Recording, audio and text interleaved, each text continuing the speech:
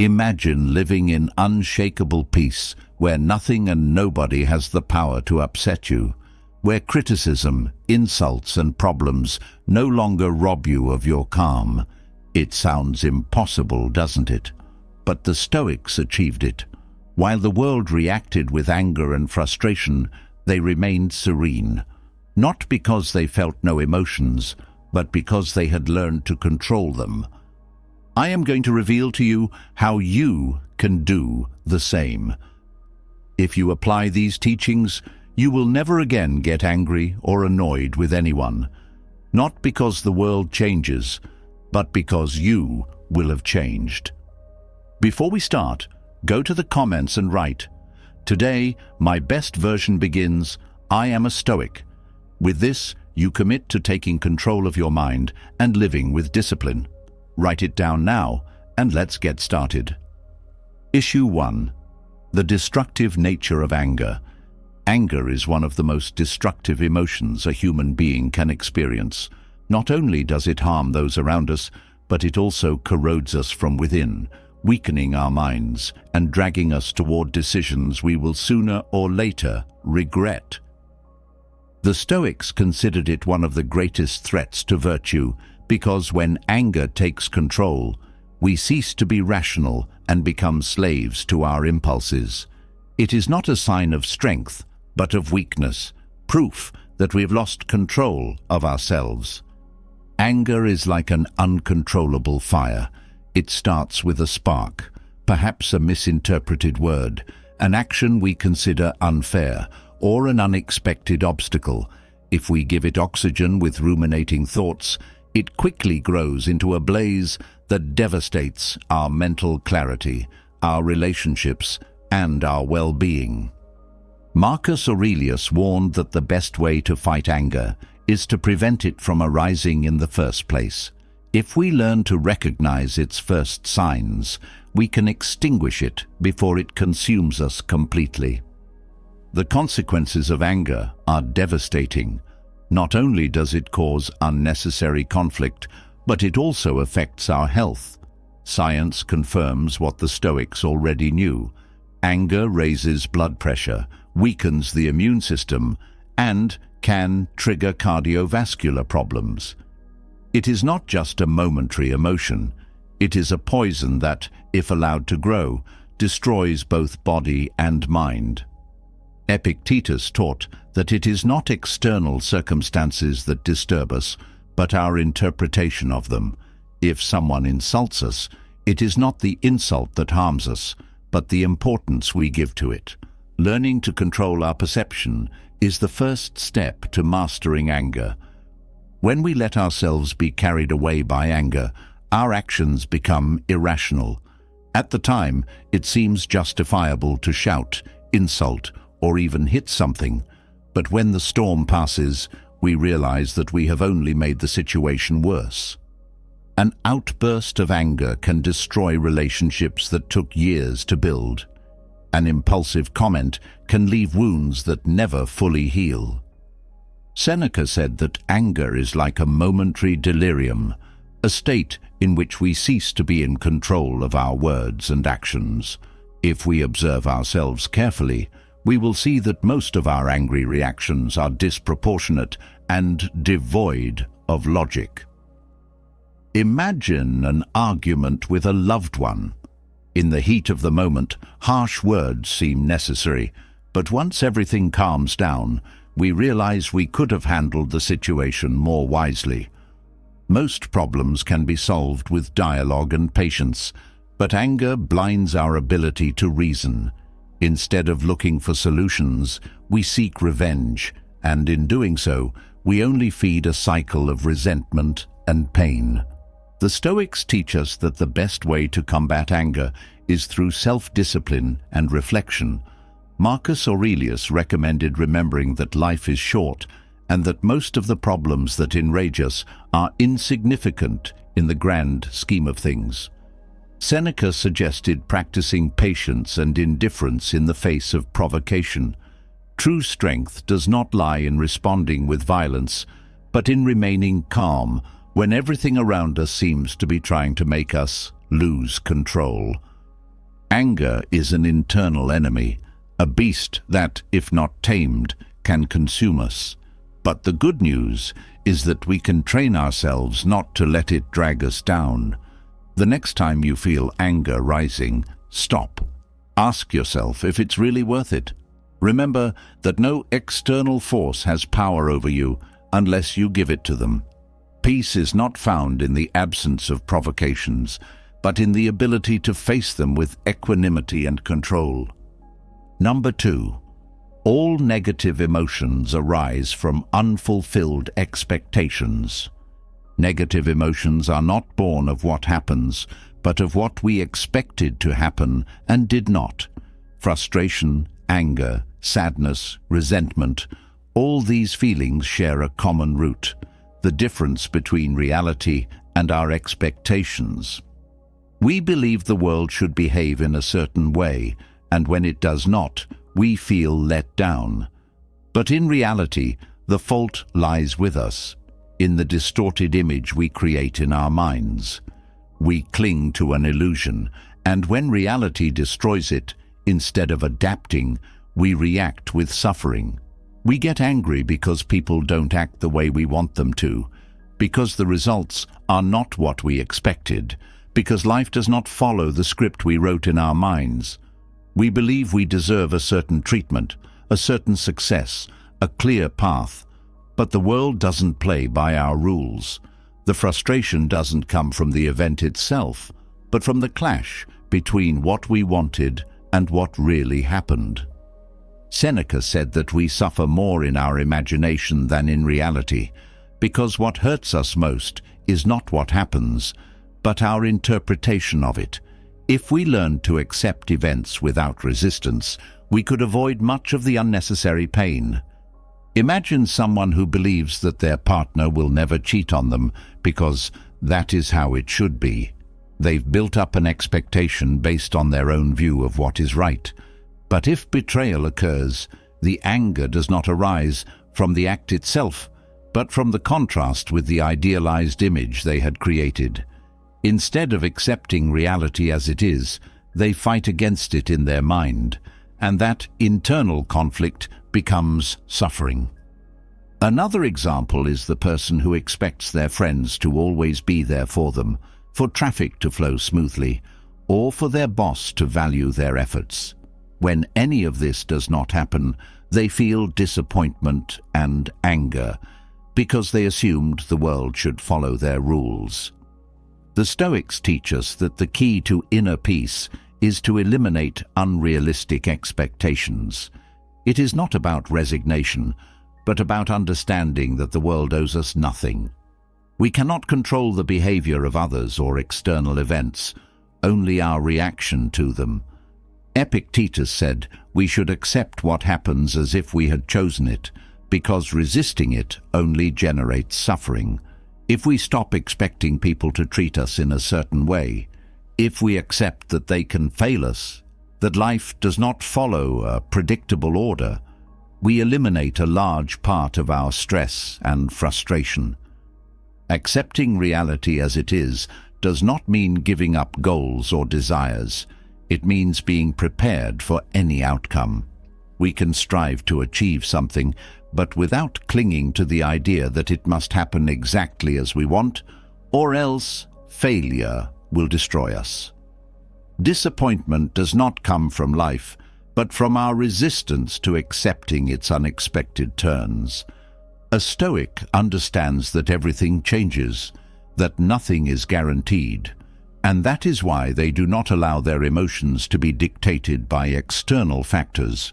If we eliminate rigid expectations, we stop demanding that the world adapt to our beliefs. Instead of getting frustrated when something does not go well, we ask ourselves what we can learn. Instead of feeling betrayed, we understand that people act according to their own nature, not the one we imagine for them.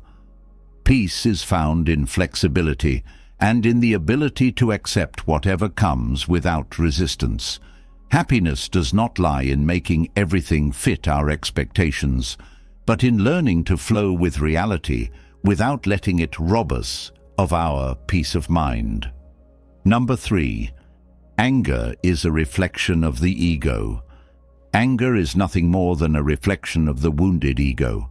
When we feel that someone disrespects us, treats us unfairly, or does not recognize our value, we react with anger because our sense of identity is threatened. We believe we deserve different treatment, that others should see us as we see ourselves. And when that does not happen, we feel that something sacred within us has been violated. But the truth is that anger does not arise from what others do. It arises from our interpretation of their actions. It is our ego that demands recognition, that takes offense, that needs to defend its image. If that ego were not so inflated, if we did not take things so personally, anger would lose its power over us. When someone speaks rudely to us, our first reaction is to think we are being attacked. But what if that person is simply having a bad day? What if their words have nothing to do with us, but with their own internal chaos? Most of the time, other people's actions are not a reflection of us, but of themselves. However, the ego makes us believe that everything revolves around us. We tell ourselves, "He disrespected me, he made me look bad, he didn't value me." But what would happen if we simply stopped seeing ourselves as the center of every situation? If we understood that the behavior of others is their burden, not ours, we could free ourselves from anger. Marcus Aurelius reminded us that it is not what happens that disturbs us, but our opinion of it. If someone insults us, the insult itself has no power until we give it meaning. We can choose to ignore it. We can see it as a reflection of the other person and move on without letting it affect our peace. But the ego wants to fight, defend itself, prove it's right. And in that desire to protect our image, we fall into the trap of anger, losing control and acting impulsively. But if someone's insult doesn't change who we are, if their attitude doesn't define us, why allow it to drag us into a state of chaos? A clear example is when we're in traffic and someone cuts us off. The ego tells us it is disrespect, that we should react, that we cannot allow ourselves to be treated like that. But the other driver likely wasn't even thinking about us. They're simply caught up in their own world. However, our ego turns the situation into something personal, and with that, anger takes over our mind. If instead of reacting, we simply accept what happened, in any context, whether work, relationships, or daily routines, our reaction is not caused by events themselves, but by the story we tell ourselves about them. The Stoics teach us that the key to controlling anger is recognizing the role our ego plays in it. If we improve our self-esteem, if we stop needing validation from others, if we understand our worth does not depend on how we are treated, we can be immune to provocations. Seneca said that the best revenge is not to resemble the person who has hurt us. If someone treats us badly and we respond with anger, we are letting them control us. But if we remain calm, if we decide not to play their game, we show true strength. Anger reflects an ego that has not yet learned to detach from others' opinions. But when we understand that others do not have the power to define us, that their words and actions speak more about them than about us, we free ourselves. It is not about allowing abuse or accepting everything in silence, but about learning to react intelligently and not from emotion. Inner peace is not achieved by controlling others, but by controlling our reaction to them. When the ego is no longer the center of our existence, anger loses its hold on us. Number 4. Forgiveness frees us from anger. Anger is a heavy burden that we often carry without realizing it. We cling to resentment because we believe that by doing so, we punish those who have hurt us. But in reality, the only one punished is ourselves. Anger consumes our peace, locks us in a mental prison, and prevents us from moving forward. Forgiveness, on the other hand, is the key that opens that cell. It does not mean justifying what they did or naively forgetting, but freeing ourselves from the need to continue suffering for something that has already happened. Forgiveness is not a gift for the other person. It is an act of self-love, an essential step in recovering our peace of mind. When we cling to anger, we relive the pain over and over again. Our mind becomes a battlefield where the past is still present, where we continue to give power to those who hurt us. But why carry that anger around? Marcus Aurelius said that the best punishment for those who have hurt us is not to be like them. If someone betrayed, offended, or hurt us, holding a grudge only prolongs their control over us. Forgiveness, on the other hand, gives us back our power, letting us move on without letting the past define us. Resentment is a trap of the ego. It makes us believe that if we forgive, we are showing weakness. But the reality is the opposite. Strength is in those who have control over their emotions, who decide to let go of what hurts them instead of clinging to it. Seneca taught that we should not allow anger to dictate our actions, because when we act in anger, we are not our own masters. If someone hurts us and we respond with resentment, we give them power over our peace of mind. But if we choose to forgive, we regain control of our mind and well-being. Imagine someone betrayed by a close friend. The natural reaction is anger, disappointment, the desire for revenge. But how long can that feeling be sustained without becoming a burden? Resentment doesn't affect the traitor. It affects the person carrying it. Every time they think of the betrayal, the pain is relived. Conversely, if they decide to forgive, accepting that what happened cannot be changed and that the past should not define their present, they find freedom. It does not mean trusting the traitor again, but stopping their action from continuing to cause pain. Forgiveness is a conscious choice. It does not happen overnight and is not always easy, but it is the path to inner peace. Epictetus reminded us that we have no control over what others do, only over our reaction. If someone offends us, it is not the offense that harms us, but the importance we give it. By forgiving, we stop feeding that importance. We understand that each person acts from their own level of consciousness, reflecting their inner world, not ours. It does not mean allowing abuse or tolerating injustice, but letting go of the resentment that prevents us from living peacefully. When we forgive, we do not free the other person, we free ourselves. We stop carrying an unnecessary burden. We stop wasting energy on a conflict that only exists in our mind. True revenge is not causing harm, but showing that the harm has not changed us, that we move on without being consumed by anger.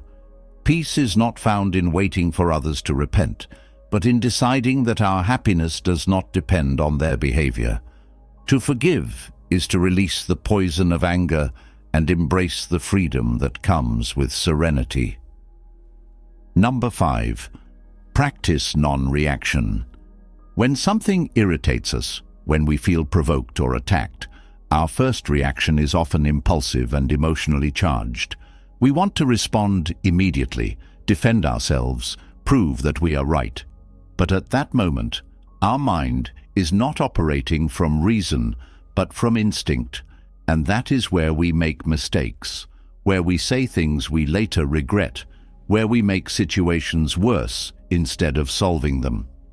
The practice of non-reaction allows us to avoid this. It gives us control over our responses and protects us from the emotional exhaustion impulsive reactions generate. When we take a moment before responding, when we resist the impulse to act immediately, we gain power over ourselves. It is not about being indifferent or repressing our emotions, but about training ourselves not to be slaves to them. Marcus Aurelius said that the best way to defend yourself from an offense is not to resemble the person who offended you. If someone insults you or criticizes you harshly, reacting with anger is to play their game. It is to allow them to have power over you. But if you remain calm, if you choose not to respond at that moment, you show that you are in control, that your peace does not depend on others' attitudes. In everyday life, there are countless opportunities to practice non-reaction. A hurtful comment from a coworker, an aggressive driver in traffic, a family member looking for an argument. In each of these moments, the decision is in your hands.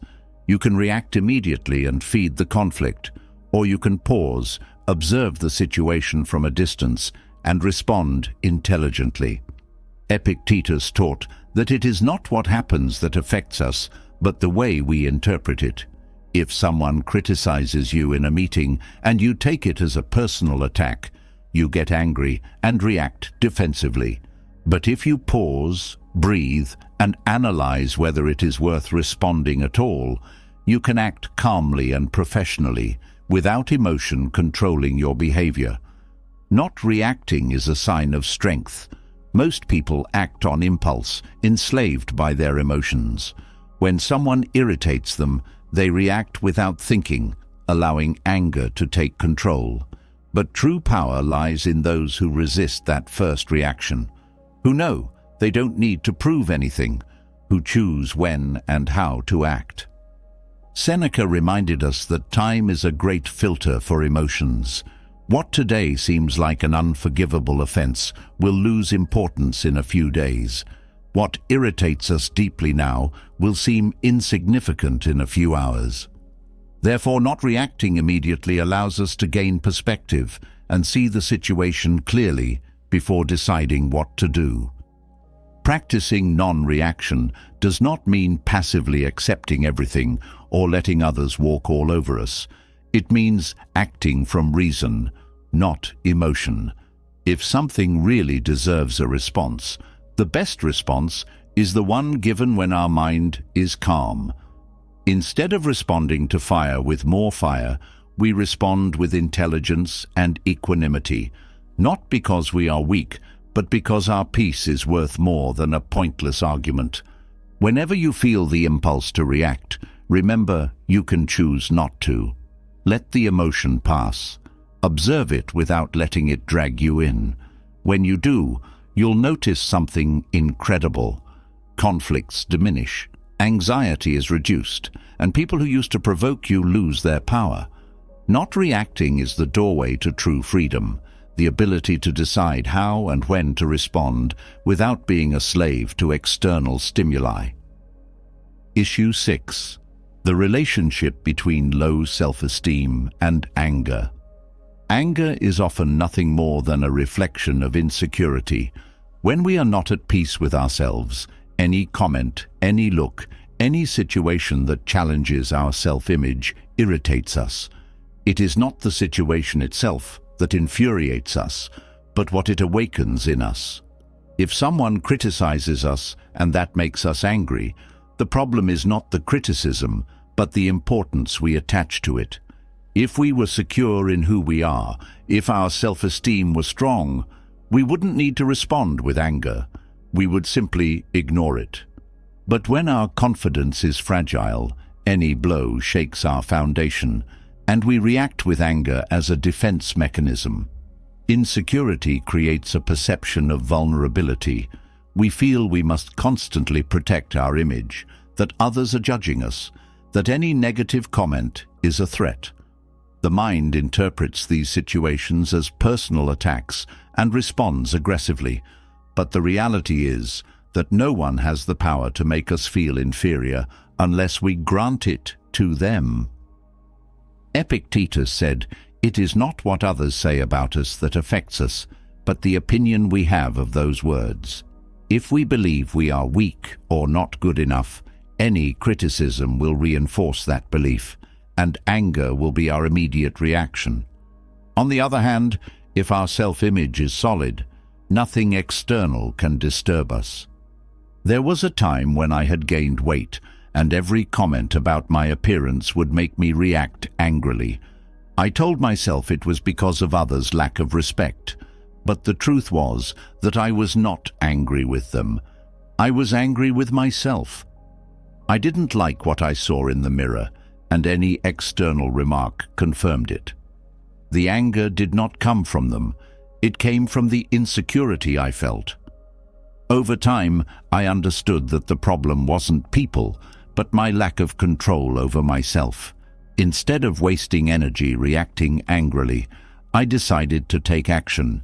I worked on my health, discipline, and mentality, and when I did, the same comments that used to anger me no longer affected me. Not because they had changed, but because I had changed. Low self-esteem makes us interpret reality in a distorted way. We believe others are constantly judging us, but often they are not. The problem is not the outside world, but the way we perceive it. Marcus Aurelius reminded us that if something external disturbs us, the problem lies not in the thing itself, but in our judgment of it. If someone says something that offends you, ask yourself, why does this affect me? Is it because deep down I fear it might be true? Is it because I have doubts about myself? Most of the time, the answer is yes. Anger is a defensive reaction to insecurity. When we improve our self-esteem, anger loses its power. We become less reactive, more serene, more focused on what really matters. We no longer need to prove anything to anyone because we know who we are. Other people's opinions cease to be a threat because our worth does not depend on their approval. The Stoics teach us that true strength lies not in imposing our will on others, but in governing ourselves. Anger signals something unresolved within us. Instead of reacting impulsively, we can use those moments as indications of what we still need to work on. Every time you feel anger at a comment or a situation, pause. Ask yourself if it is truly the comment that bothers you, or if there is something deeper behind it. Use anger as a mirror to see which aspects of yourself still need work. When you improve your self-esteem and take responsibility for your life, anger is no longer necessary. There is no insecurity to protect, no fear to hide, only the calm of someone who knows and accepts themselves, who does not need to react to what does not define them. Number 7. The importance of living with purpose. When you don't have a clear purpose, life feels empty, chaotic, and directionless. You wake up every day with no real reason to get going, with nothing to motivate you beyond routine, and that emptiness breeds frustration. Lack of purpose can turn people into irritable, reactive beings, always on the defensive. Any inconvenience or obstacle feels bigger than it is, because there is nothing more important to focus on. The Stoics understood that the key to peace of mind is having a purpose aligned with our values, something that makes us feel our existence has meaning. When you live without a defined purpose, everything becomes a distraction. Traffic annoys you, someone's rude words irritate you, and you feel life is unfair. But when you have a purpose, those same irritations lose importance. Not because they stop existing, but because your attention is on something greater. Marcus Aurelius said we should all ask ourselves, what am I here for? What really matters to you in life? Once you have clarity in that answer, minor frustrations stop controlling you. You don't waste time reacting to every provocation because your energy is focused on something meaningful.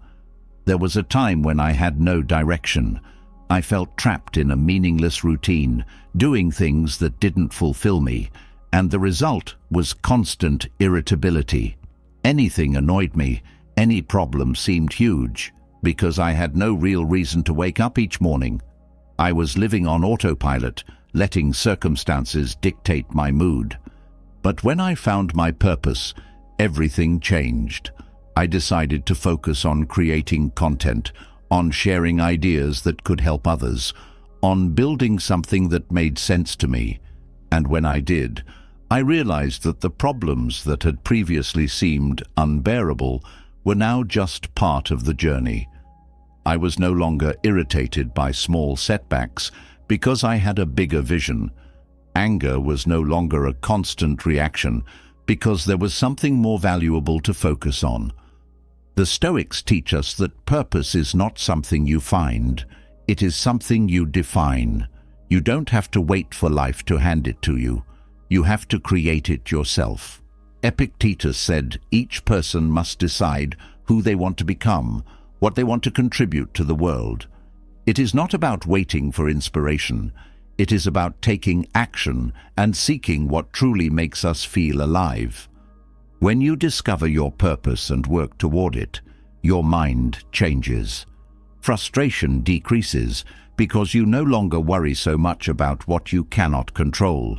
You don't need external validation or to prove anything to anyone. You simply do what you know you must do, and that fills you with satisfaction. When you live with purpose, life stops feeling like a series of problems and starts to feel like an opportunity. You no longer react with anger to every obstacle because you understand that challenges are part of the journey. Every day has meaning. Every action contributes to something bigger.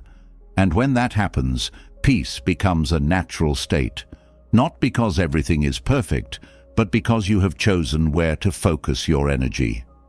There's no room for anger when you are busy building something that really matters. If you feel frustrated with life, if you realize you get angry too easily, ask yourself whether you really have a clear purpose. Ask whether you are devoting your time to something that fulfills you, or if you're just going through the days without direction. The difference between a life full of frustration and a life full of meaning lies in that answer. Find what motivates you, what makes you get up every morning wanting to move forward, and you will see how anger loses its power, because when you have a purpose, everything else becomes background noise. Number 8. Use neuroplasticity to reprogram your emotional response. The brain is not fixed in a single pattern of reacting. Thanks to neuroplasticity, we can train it to respond differently to situations that previously provoked anger or frustration. The idea that we are just this way and cannot change is a lie we tell ourselves. The brain is malleable, and like a muscle, it can be strengthened in certain areas depending on how we train it. If every time something irritates us, we respond with anger, we reinforce that neuronal connection, turning anger into an automatic response. But if instead we learn to respond calmly, over time, that becomes our brain's new programming. When we face a situation that would normally set us off, an insult, an unmet expectation, or a perceived disrespect, our instinct is to follow the old pattern. But here's the key. If we consciously force ourselves to respond differently, we create a new neural pathway. Initially, it feels forced, uncomfortable, even fake. But with repetition, the brain starts accepting that response as normal, and eventually, calm becomes our automatic reaction. I recall a time when my dog destroyed something I cared about. My usual reaction would have been anger, raising my voice, feeling that internal explosion of frustration. But I chose a different approach. Instead of giving in to anger, I forced myself to take a deep breath and pet my dog. It felt strange at first, as if I were repressing my emotion, but in reality, I was teaching my brain that not everything requires an angry response. Over and over, each time my dog did something that used to irritate me, I repeated this. Eventually, I noticed my natural response had changed. I no longer felt tension in my chest. I no longer had to hold back. My brain had learned that those situations were not a threat and did not require anger. Neuroplasticity shows that we are not doomed to be prisoners of our emotions. We can redirect our impulses and make calm our new normal. Every time we choose not to react with anger, we strengthen the neural pathways of patience and equanimity. The more we practice, the more natural it becomes. Marcus Aurelius said we cannot control what happens, but we can control our response. And this is not just philosophy, it is a scientific reality.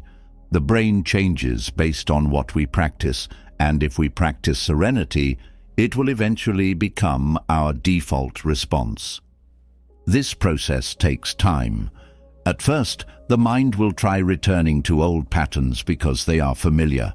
But if we persist, if every time we feel anger rising we stop, breathe, and respond differently, we will see real change.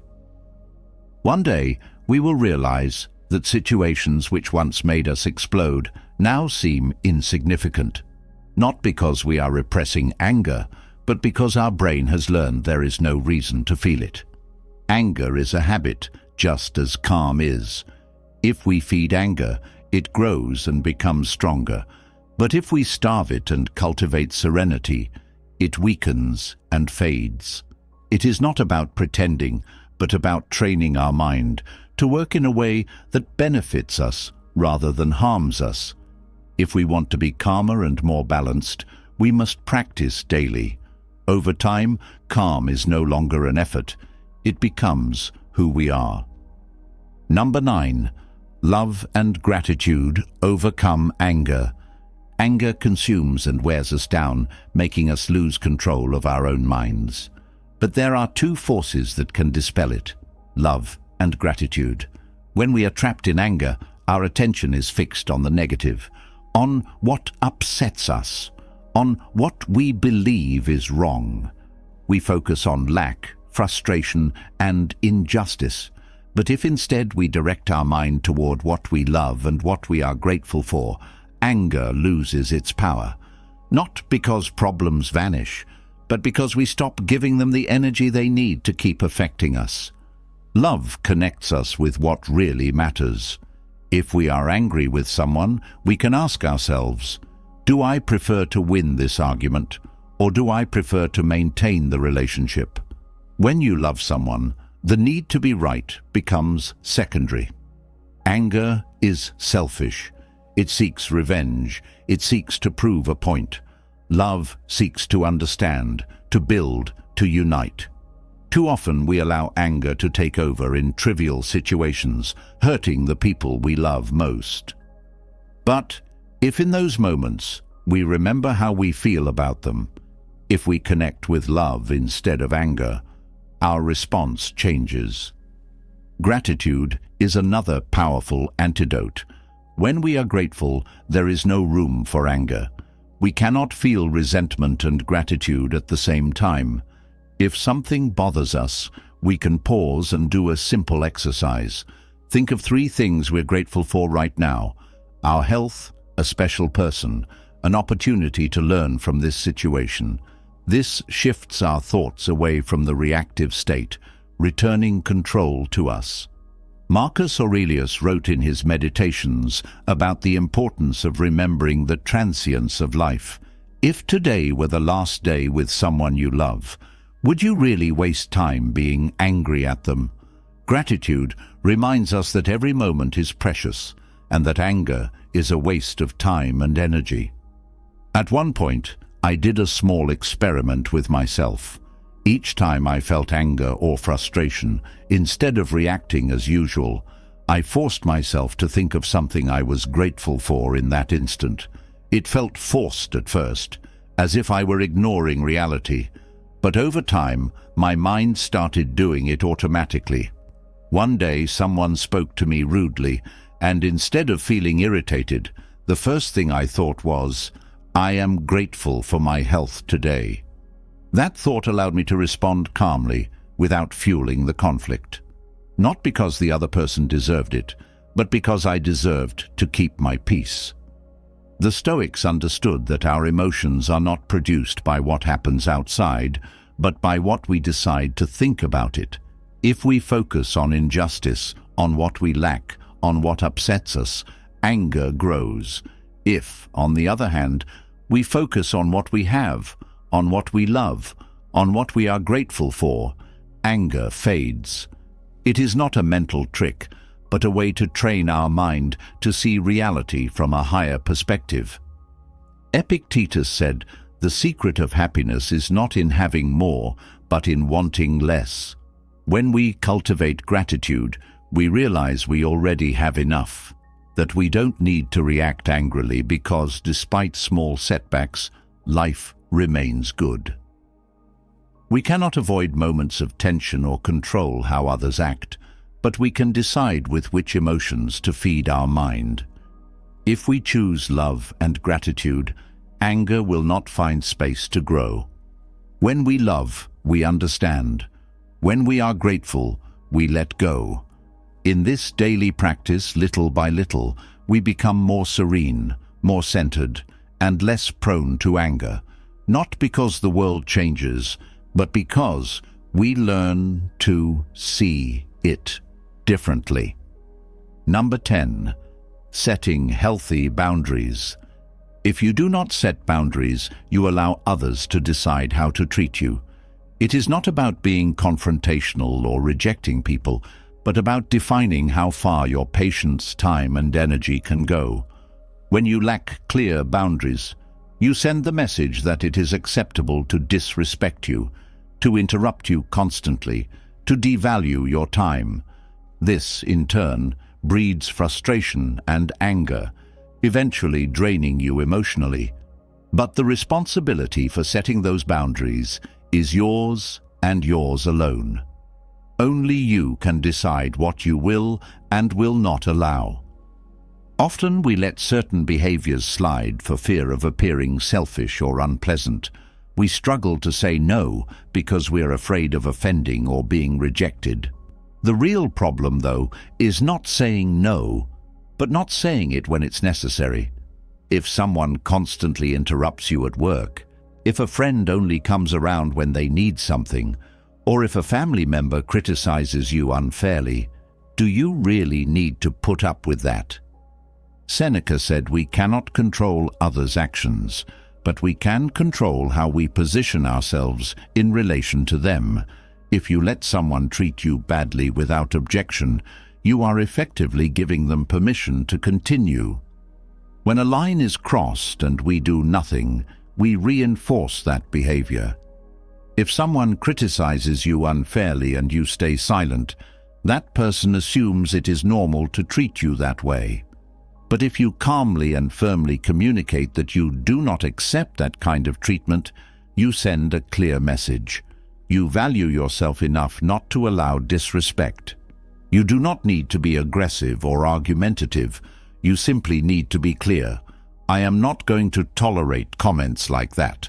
My time is valuable. Please respect it. I do not feel comfortable with this. Such simple phrases can completely transform a relationship's dynamic.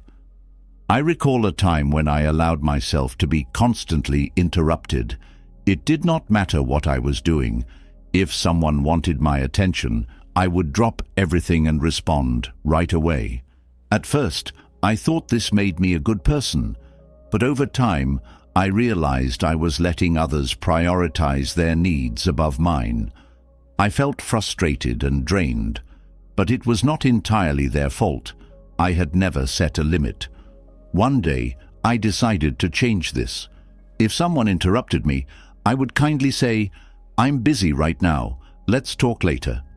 It was difficult at first, but over time people understood that my time is also important.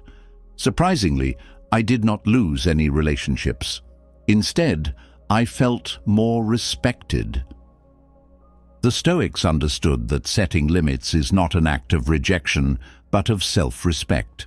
Epictetus taught that we must determine which things are under our control and which are not. We cannot stop someone from trying to overstep our boundaries, but we can decide how to react. Silently tolerating abuse is not virtuous. It is abandoning our responsibility to protect our well-being. Saying no is an act of courage, not because it is easy, but because it shows self-knowledge and self-respect. Setting boundaries is not about pushing people away. On the contrary, it fosters healthier relationships, where both sides know what is acceptable. Often, people do not realize they are crossing a line until someone points it out. You cannot expect them to guess what bothers you. You must communicate it. If, even after that, they do not respect your boundary, you have to question whether you really want that person in your life. Each time you decide not to set a boundary out of fear of conflict, you choose internal conflict over external conflict. You choose your discomfort to avoid a difficult conversation. But avoiding the problem does not solve it. Learning to say no without guilt is one of the most valuable skills you can develop. It makes you stronger, not by dominating others, but by maintaining your own dignity. Setting limits is not about controlling other people. It's about protecting your peace and living with self-respect. Issue 11. Not everything deserves your attention. Not everything deserves your attention. Every day we face provocations, unnecessary comments, and minor problems that try to drag us into chaos. But the truth is that most of these things are not really important. We deplete ourselves emotionally by reacting to trivialities that will be irrelevant tomorrow. We live in a world where everyone has an opinion, where criticism is constant, and where small issues can appear huge if we do not learn to filter out the inconsequential. The key to maintaining peace of mind is to understand that not everything that happens around us is truly important. Each time something bothers you, pause and ask, will this matter in a month, a year? Will I even remember it? Most often, the answer is no. However, we get carried away by the emotion of the moment, feeling the need to respond or defend ourselves. If we look at it from the broader perspective of life, many things are just noise. Marcus Aurelius said that tranquility comes when we ignore what does not concern us. If a stranger on social media criticizes you, does it really affect your life? If someone insults you on the street, does it change who you are? Giving energy to every small provocation only distances you from what really matters. Imagine someone makes a rude comment about you. The immediate impulse is to respond, to defend yourself, to prove your point. But what do you gain from it? Is it worth investing your energy in that conflict? A comment does not define your value. If every time someone says something negative about you, you react, you are handing your peace of mind to anyone who decides to provoke you. Epictetus taught us not to be slaves to other people's opinions. If something doesn't contribute to your growth or change the course of your life, then it does not deserve your attention. Most of our worries are not even ours. We stress about what others think, about problems we cannot solve, about expectations that are not ours to meet. We spend too much time worrying about external approval and situations beyond our control. When you understand that your energy is limited, you become more selective about what truly deserves your attention. This does not mean you become indifferent. It means learning to differentiate what really matters from what is just noise. I recall a time when any criticism would affect me. If someone questioned what I was doing, I felt the need to justify myself. But gradually, I realized it was a waste of energy. I learned to observe before reacting, to ask whether it was truly worth it, and most of the time the best response was silence. Not because I had nothing to say, but because it simply was not necessary. Not everything requires an answer. Not everything deserves conflict. and not everything deserves our attention. Every time you choose to ignore what is not relevant, you protect your peace of mind. You train your mind to focus on what truly matters, what genuinely transforms. The Stoics did not seek to control the world, only their response to it. If someone acts maliciously or tries to provoke you, remember, you have the option of not responding. Strength is not in winning every battle, but in choosing which battles are worth fighting. When you filter out what really matters, you find many worries dissolve. The energy you used to spend on pointless arguments can now be used for building, learning, and improving. You cannot stop people from criticizing you, nor control what they say or do, but you can decide whether it's worth letting that affect your state of mind. True freedom is not doing whatever you want, but not being dominated by what doesn't matter. Number 12. The importance of separating facts from beliefs. We often suffer not because of what really happens, but because of what we believe it means. We live trapped in interpretations, in stories we tell ourselves and others. But most of these stories are not facts. They are beliefs we have never questioned. These beliefs can be the greatest obstacle to our peace of mind. Stoicism teaches us that the key to tranquility is learning to differentiate what is a fact from what is merely our perception of that fact. Without this distinction, we become entangled in unnecessary emotions, anger, sadness, fear, reacting to something that may not be real. If someone calls us useless, it is not the comment itself that hurts us, but our decision to believe it. The objective fact is that someone said some words. Our mind turns those words into an absolute truth. Maybe he's right. Maybe I am useless. Suddenly, a simple opinion becomes a burden we carry for years. We never pause to see if it's true. Epictetus warned that it's not external events that bother us, but our interpretations of them. If someone criticizes us, we can interpret it as an opportunity to improve or a personal attack. The difference is not in the facts, but in our beliefs. The human mind is skilled at creating stories. We tell ourselves we are not good enough, not deserving of certain things, or that we will never be able to change, and we believe these stories as if they were irrefutable truths. But often, they stem from past experiences, someone else's words or mistakes from which we drew permanent labels. If we fail at something once, we conclude we're a failure. If someone rejects us, we believe we are unworthy of love. Yet these thoughts are not facts, just interpretations we have chosen to accept. I recall a time when I believed I was not smart enough to accomplish certain things.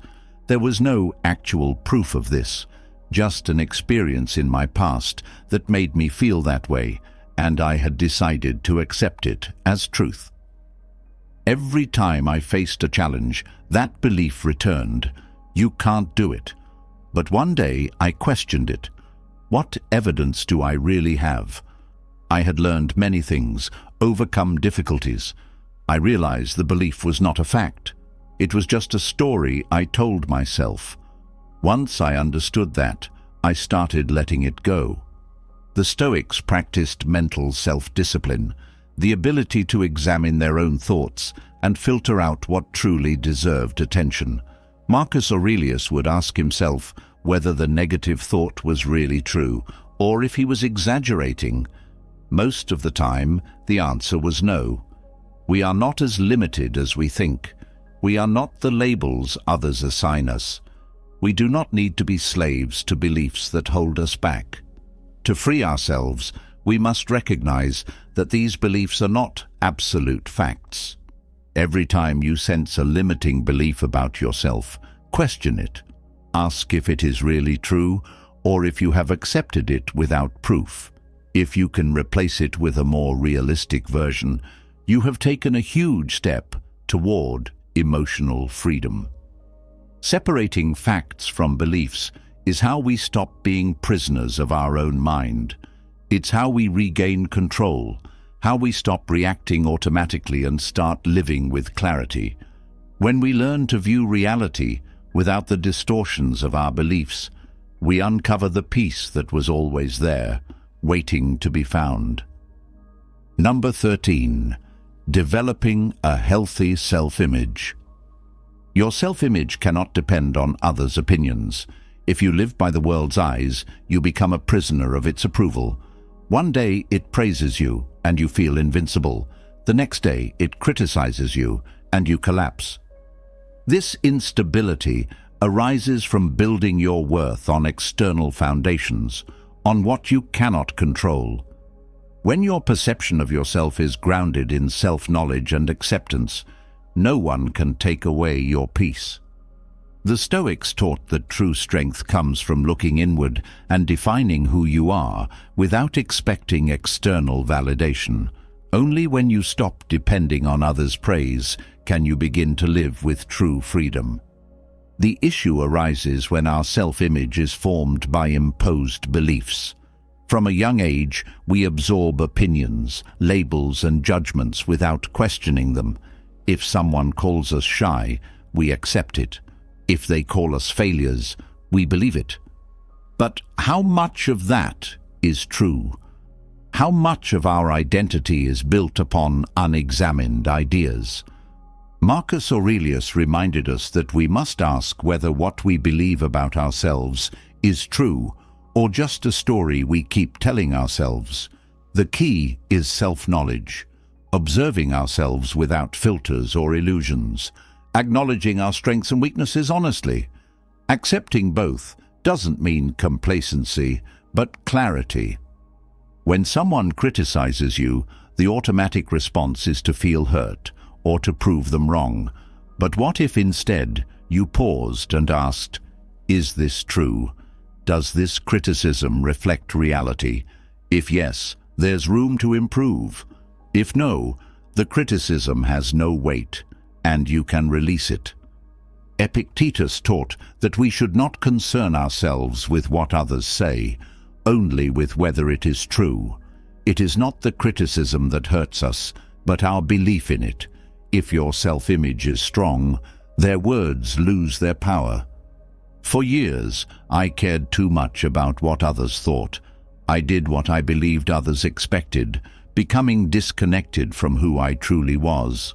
I did not make decisions based on personal desire, but rather on what might earn approval. It was never enough. Someone always had a different opinion. There was always something to change to please someone else. When I realized I could never control others' perceptions, everything changed. I stopped trying to fit in and asked, who am I, really? What do I want for myself? The need for validation faded. Self-acceptance does not mean settling. It means recognizing your value without depending on external factors. When you accept yourself, strengths, flaws, successes, mistakes, you free yourself from the fear of judgment. You don't need to prove anything. You don't need to demonstrate your worth because you already have it. When you stop seeking approval, you become more authentic. People who matter will respect you for who you are, not for who you pretend to be. True emotional freedom arises when you stop living for others and begin living for yourself. It does not mean ignoring all external input, but learning to filter what merits attention. If you know who you are, your values, your purpose, criticism is not a threat. This clarity helps you face life confidently without the need to impress anyone, not because you're perfect, but because you no longer require the world to validate your existence. In that state of clarity, you find peace that has always been within you. Number 14. The false binary of good and evil. No person is wholly good or wholly evil. We are all a blend of good and bad choices, moments of clarity, and moments of weakness. Yet the human mind simplifies by labeling others as good or bad based on limited experience or convenience. This approach is a fallacy that keeps us from understanding the complexity of people. When we see someone through a single label, we fail to see their depth. Someone can be generous in one context and cruel in another. They can display compassion at times and selfishness at others.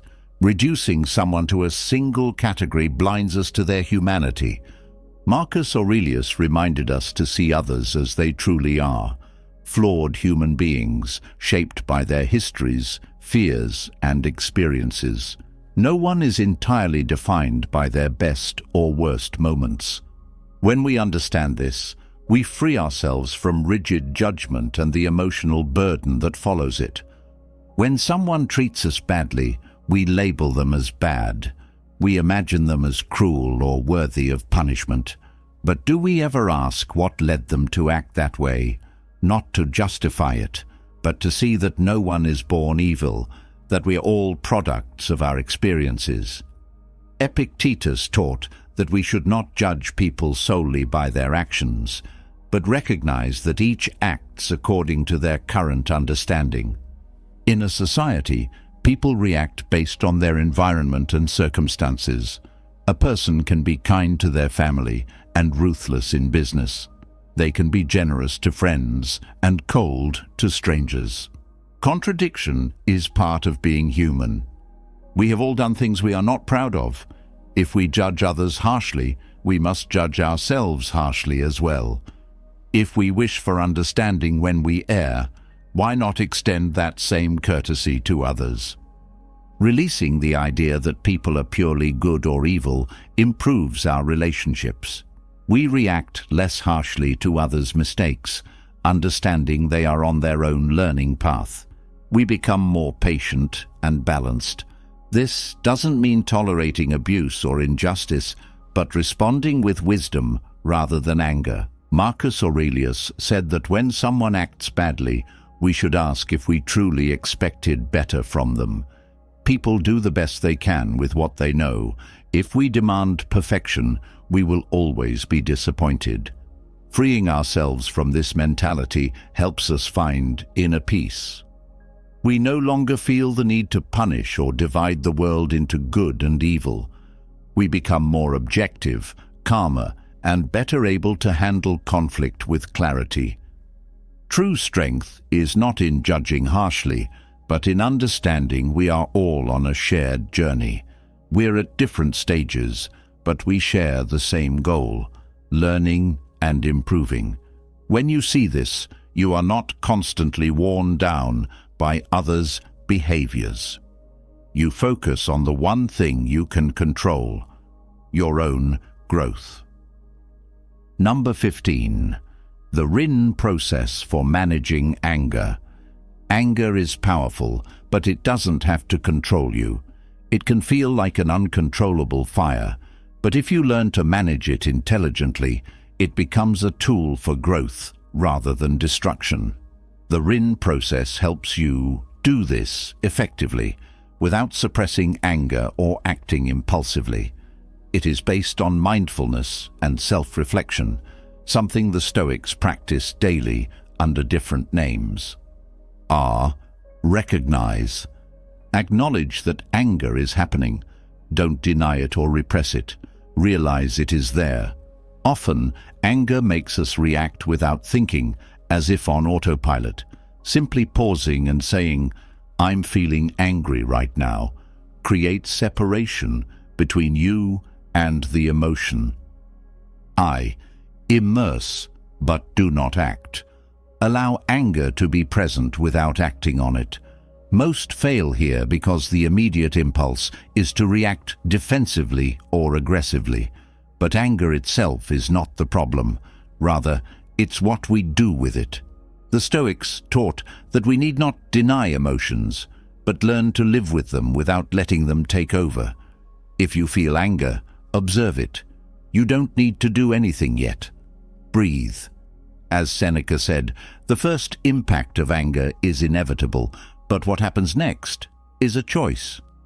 N. Navigate. Investigate. Investigate the root of the anger. Instead of staying on the surface, ask yourself where it really comes from.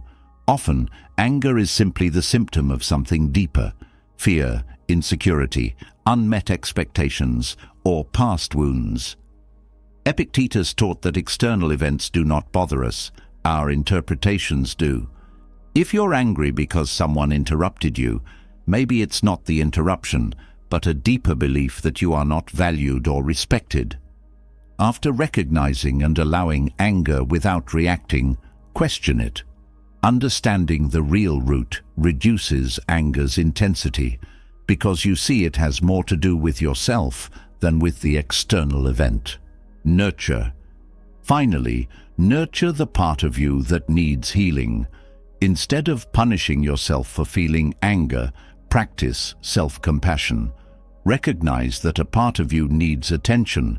Maybe you've repressed emotions or cling to a limiting belief. Marcus Aurelius taught us to treat ourselves with the same patience we would offer someone we love. You can't eliminate anger entirely, but you can learn to respond wisely instead of impulsively. As we continue, how to deal with loneliness and sadness.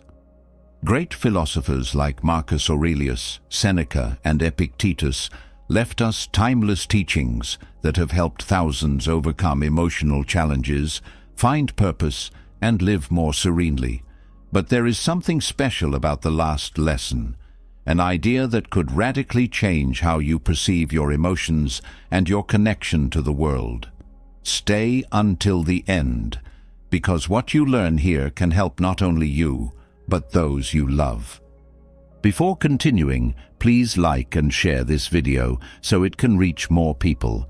If you don't want to miss future videos, subscribe and activate the bell.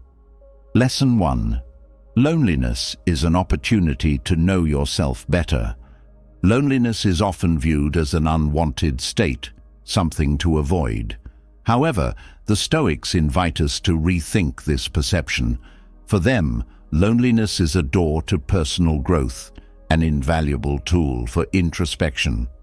Instead of fearing it or viewing it as punishment, we should learn to embrace it. Why? Because solitude provides the space and calm needed to reconnect with your essence, values, and deepest desires, those often drowned out by external noise. In daily life, we are bombarded by distractions: work, social media, others' expectations. All of this disconnects us from our inner being, from the source of our true strength. The Stoics understood that real peace and strength are found not outside, but within. Solitude is where we can find clarity that often eludes us. When you face solitude, you face yourself. Sometimes this is uncomfortable because it forces you to confront your vulnerabilities and fears, but it is also liberating. You can ask, who am I, really? What do I want from life? Without the world's distractions, you can truly listen to yourself, understand yourself, and work on yourself. Far from being negative, solitude is where you cultivate self-knowledge and build the inner strength needed to face adversity. It is the place where you discover true freedom to be yourself without external influences that limit you. Lesson 2. Eliminate unrealistic expectations. Many of our disappointments come from expectations we created ourselves. We expect others to behave in certain ways or situations to unfold exactly how we imagined. But life rarely follows a script. Stoicism teaches us to eliminate unrealistic expectations that trap us in frustration. Instead of projecting how things should be, it invites us to accept reality as it is, without decorating it with unfounded desires or assumptions. When we build expectations about how someone should behave or how a problem should be solved, we add unnecessary weight to our lives. When reality doesn't match our projections, Frustration and sadness soon follow. The Stoics see this as suffering we can avoid if we adjust our mindset. The key is to accept we cannot control other people or their actions, but we can control our response. Releasing expectations does not mean abandoning hope or ambition. It means adjusting your focus to what you can truly manage, your thoughts, emotions, and actions. Letting go of the idea that the world must accommodate our desires leads to greater serenity as we accept each situation as it is, free from the extra burden of disappointment. This mindset makes you more resilient. Instead of lamenting that things did not go as planned, you concentrate on what matters: personal growth and your ability to face reality with strength and equanimity. Lesson 3. Change your perspective on pain. Pain is a constant in life, something we all inevitably face. But what sets resilient people apart is how they interpret that pain. For the Stoics, pain is not an enemy to avoid, but a teacher to heed. They knew that suffering approached with the right mindset can serve as an opportunity to grow and become stronger. The key is to stop viewing pain as unjust or undesirable and start seeing it as a test that, once overcome, leaves you stronger. Each time you suffer and choose to face it instead of running away, you take a step toward a more powerful version of yourself. If you constantly avoid pain, you also miss the deep lessons it can teach. Pain has the power to reveal who you really are. It is in suffering's hardest moments that you discover how to persevere and find solutions you once saw as impossible. Changing your perspective on pain means seeing every difficulty as a test of character, proving to yourself that you can overcome any obstacle. If you see pain not as a threat, but as a catalyst for growth, your relationship with it changes drastically. Instead of feeling defeated, you feel each challenge has the potential to refine your mind and spirit, making you invincible because no matter how great the pain, you emerge stronger. Lesson 4. Find peace in simplicity. In a world urging us to want more possessions, more success, more recognition, it is easy to forget what truly matters. The Stoics teach that genuine peace is found not in accumulation, but in simplicity. A simple life, stripped of the superfluous, frees up space in both mind and spirit. The endless desire for more often creates anxiety. We stress over what we lack or what others have, and the idea that accumulating things will make us happy. The Stoics knew this quest was a trap. The more you depend on external things for fulfillment, the more vulnerable you become to losing them. Conversely, when you choose simplicity, you discover clarity and calm. You stop chasing what doesn't matter and focus on what is essential. Simplicity does not mean giving up everything, but focusing on what truly matters to you. What do you really need for a fulfilling life? By cutting excess, be it material things, commitments, or expectations, you realize that tranquility lies in the little things. You free yourself from the pressure to keep achieving more and start appreciating what you already have. Living with less can help you appreciate each moment more. Tranquility comes from recognizing you do not need to compete or fulfill anyone else's expectations. You only need to be true to what's essential for you. In this way, the peace that comes from a simple life is incomparable, a source of lasting, authentic happiness. Lesson 5. Persevere in difficult times. Life is a constant series of challenges. Often the hardest moments can feel insurmountable, but for the Stoics, adversity is not an enemy to avoid, but an opportunity to refine character and grow in strength. Obstacles do not stop you. They allow you to show what you are truly made of. To persevere is not just to endure pain or suffering. It is to face them with a resilient mindset, knowing each test you pass makes you stronger. The Stoics knew that difficulties teach us patience and fortitude. Every time you choose to move forward despite adverse circumstances, you build a more resilient version of yourself. True strength is not in avoiding problems, but in facing them with courage and determination. When hard times come, and they will, remember they are not permanent. Everything passes, even the darkest moments. What remains is who you become by going through them. Perseverance is not just about resisting. It's about growing through pain, learning from failure, and using every stumble as a springboard to rise higher. Perseverance is the seed of success. Results may not be immediate, but each small step consistently taken moves you closer to your goals. Looking back, you'll see the obstacles that once seemed insurmountable have actually forged your character and strengthened your resolve.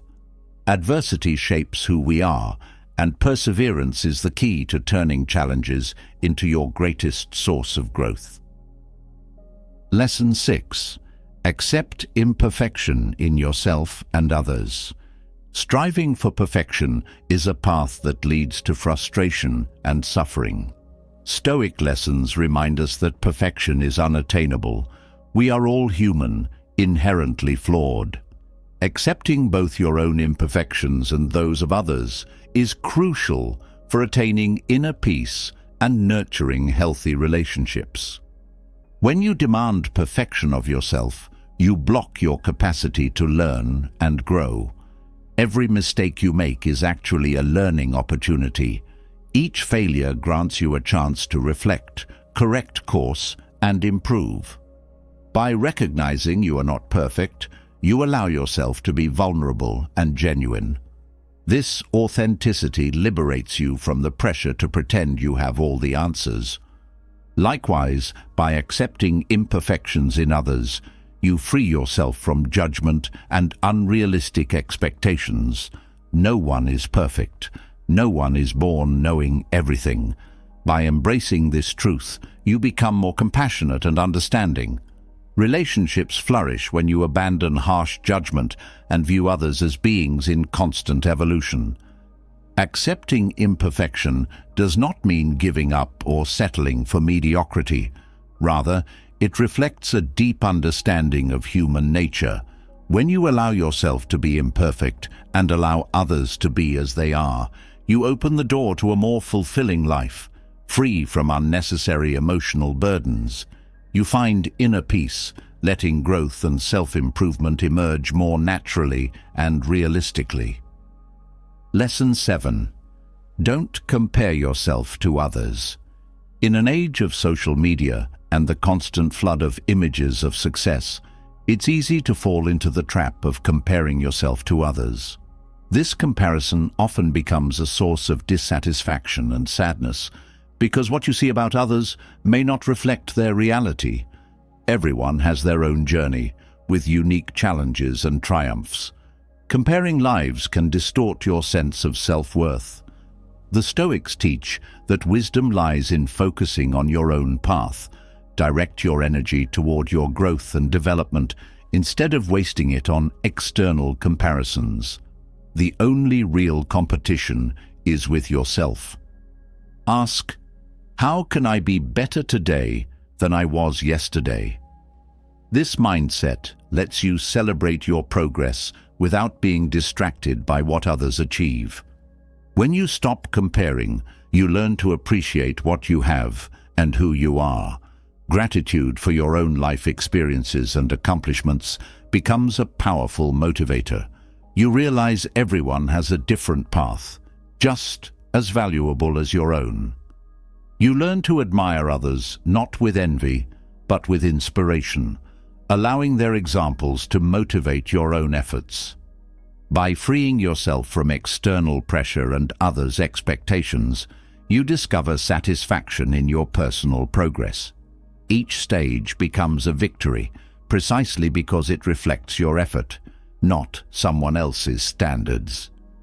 This approach fosters a growth mindset, where every day is a new chance to become your best self, free from distractions and insecurities. Lesson 8. Let your actions speak for you. In a world full of empty promises and unfulfilled words, the Stoics emphasize that actions are more powerful than speech. Talking about plans and goals has no real effect unless backed by a tangible commitment to carry them out. Instead of telling others what you plan to do, the real test is taking action and allowing the results to speak for themselves. This shift in perspective transforms your approach to life. True virtue lies not in intention, but in action. Every step you take is a reflection of your values and determination. By focusing on tangible results, you eliminate the need for excuses or boasting. Instead, you let your achievements showcase your discipline and persistence. Focusing on action frees you from the anxiety of living up to others' expectations.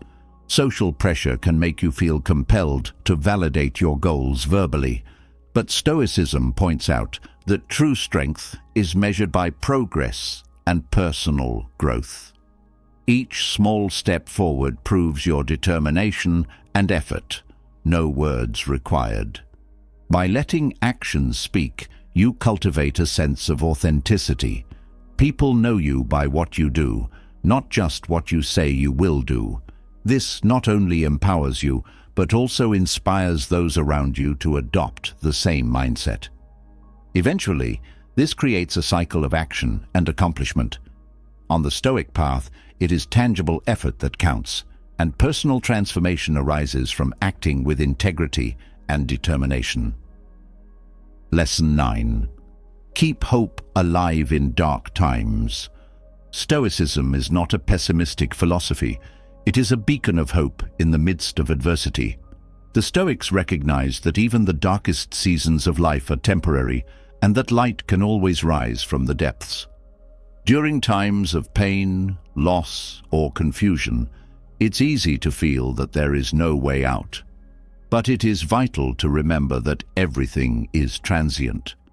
Cultivating hope does not mean ignoring reality, but recognizing that although the present may be difficult, the future can bring unexpected opportunities and change. Hope becomes your companion on life's journey, a constant reminder that rebirth and transformation are always possible. When facing challenges, deliberately nurture hope, just as you would care for a plant that needs sunlight and water. Hope isn't a mere illusion. It's an inner light we all carry.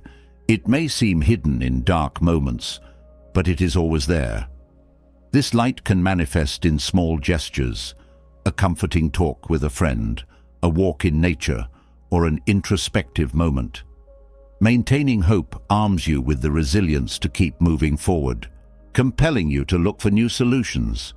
In short, Stoicism teaches that even in the bleakest moments, our ability to keep hope alive can guide us through storms, helping us find the inner strength that remains. After the rain, the sun eventually shines. Lesson 10. Never lose sight of your inner freedom. In a world brimming with uncertainties and challenges, it is crucial to remember one of Stoicism's most profound teachings. Your inner freedom is unshakable. No matter what happens externally, you always have the ability to govern your mind. This freedom is not just a concept. It is a powerful reality that can change how you live. The Stoics taught that, even though we cannot control external circumstances, we can always control our interpretation of them. Each situation you face presents a choice in how you respond. That power of choice resides within you, untouchable by anyone else, and forms the basis of your true strength. Understanding that your response dictates your well-being allows you to let go of external approval and the influence of others. Instead of letting people's opinions or unfortunate events dictate your emotional state, you focus on directing your own thoughts. This is resilience, not avoiding pain or suffering, but choosing how to face them. Never underestimate the power of your mind. Always remember that in adversity you can choose to find meaning and growth in the experience. Doing so preserves your inner freedom, fueling your personal evolution. As we continue, how to develop an unshakable mind and become someone emotionally insensitive to external problems. 1. Embrace the impermanence of everything. The first step in becoming emotionally numb is to accept the impermanence of all things. The Stoics emphasize that nothing in life is permanent, neither success nor failure, neither happiness nor suffering. Everything we experience, good or bad, inevitably changes over time. This realization is not just comfort, but a powerful tool to free us from the emotional attachments that bind us. When you cling desperately to something, be it a relationship, a possession, or even an emotion, you become vulnerable because your well-being hinges on something that will eventually change or disappear. This generates anxiety and suffering. Accepting that everything is transitory allows you to detach from that dependence and gain a broader, more balanced perspective. If something upsets you or causes pain, ask, will this last forever? The answer is always no. Even the most intense suffering passes eventually. Similarly, if you feel joy or triumph, remember it is also temporary. This does not mean avoiding the good, but enjoying it with the awareness that it will not last forever. This mindset helps you maintain emotional distance from life's swings and avoid overreacting. Train your mind to see each situation as part of a natural cycle of change. By embracing impermanence, you not only become emotionally stronger, but also cultivate a deep inner peace, free from the fear of loss or future pain. 2. Define your own internal value. One of Stoicism's most powerful teachings is that your true value does not depend on what others think of you. In a world that places great weight on external validation, likes, comments, and the opinions of friends or strangers, if your worth depends on others, you become a slave to their judgments. Every compliment lifts you, every criticism crushes you. But what happens if you decide that only you define your worth? You free yourself. The Stoics teach us to look inward, to build such a solid internal conviction that nothing external can shake it. Value your actions, thoughts, and decisions based on your own principles. This is the key to being emotionally impenetrable. If you choose what you believe is right and others criticize it, why care if you are convinced it aligns with your values? Others' opinions become irrelevant when you have a firm moral compass guiding you. Defining your own internal value wards off the trap of constant approval seeking. When you decide your worth is in your hands, criticism won't destabilize you and praise won't inflate you. You remain centered, calm, and, crucially, in command of your emotions.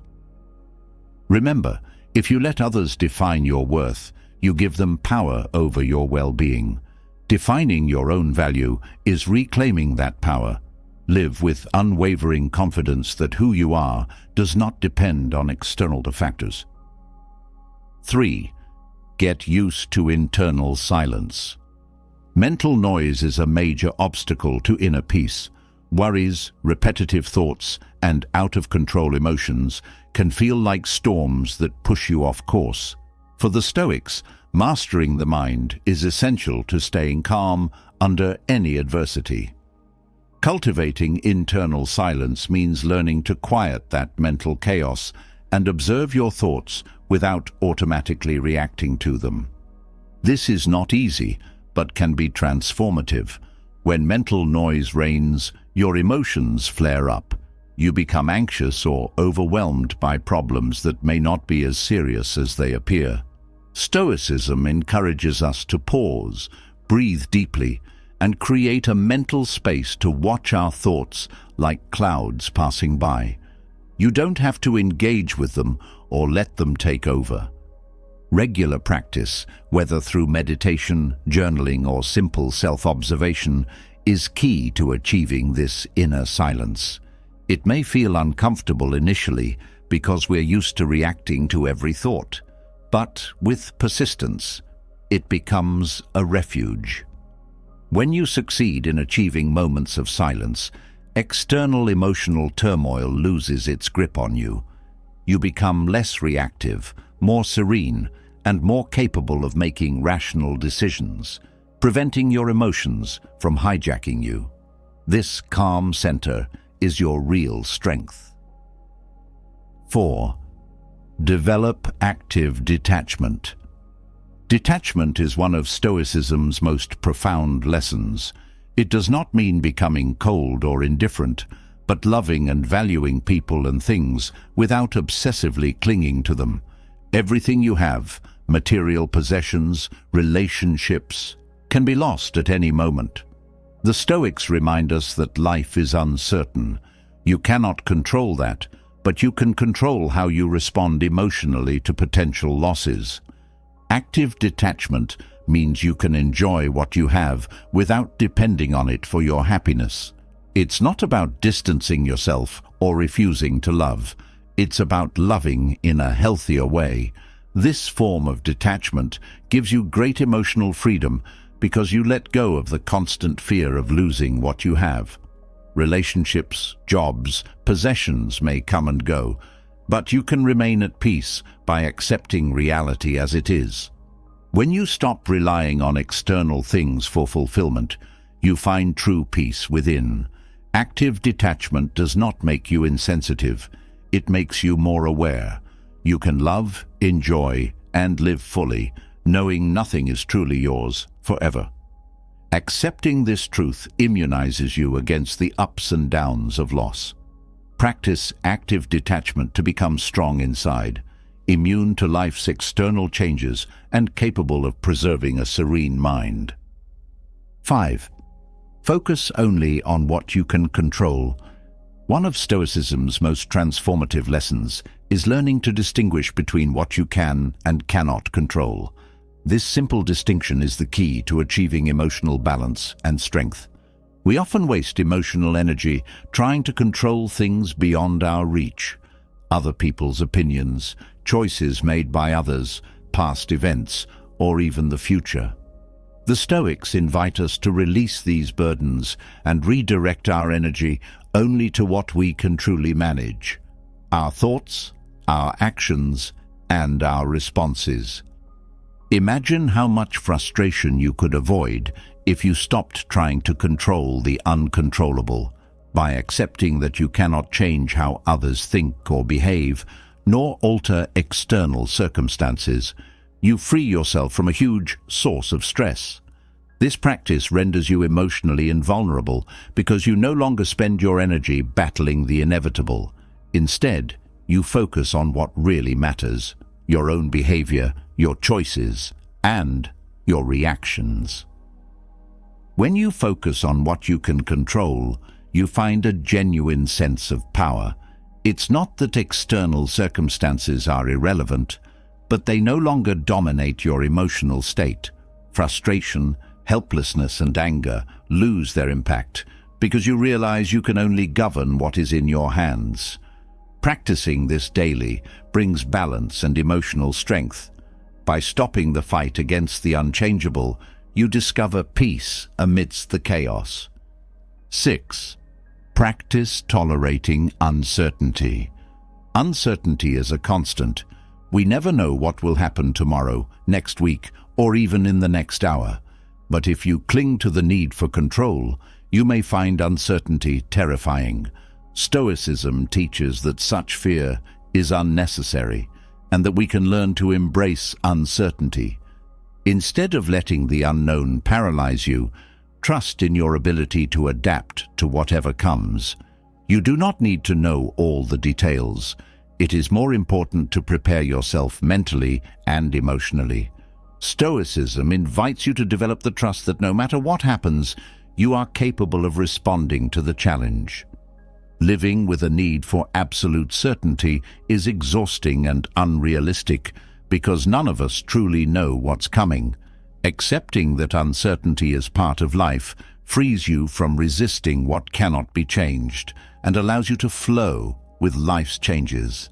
This is not resignation, but wisdom. It sets you up for reality, which is inherently unpredictable. By befriending the unknown, you stop fearing it.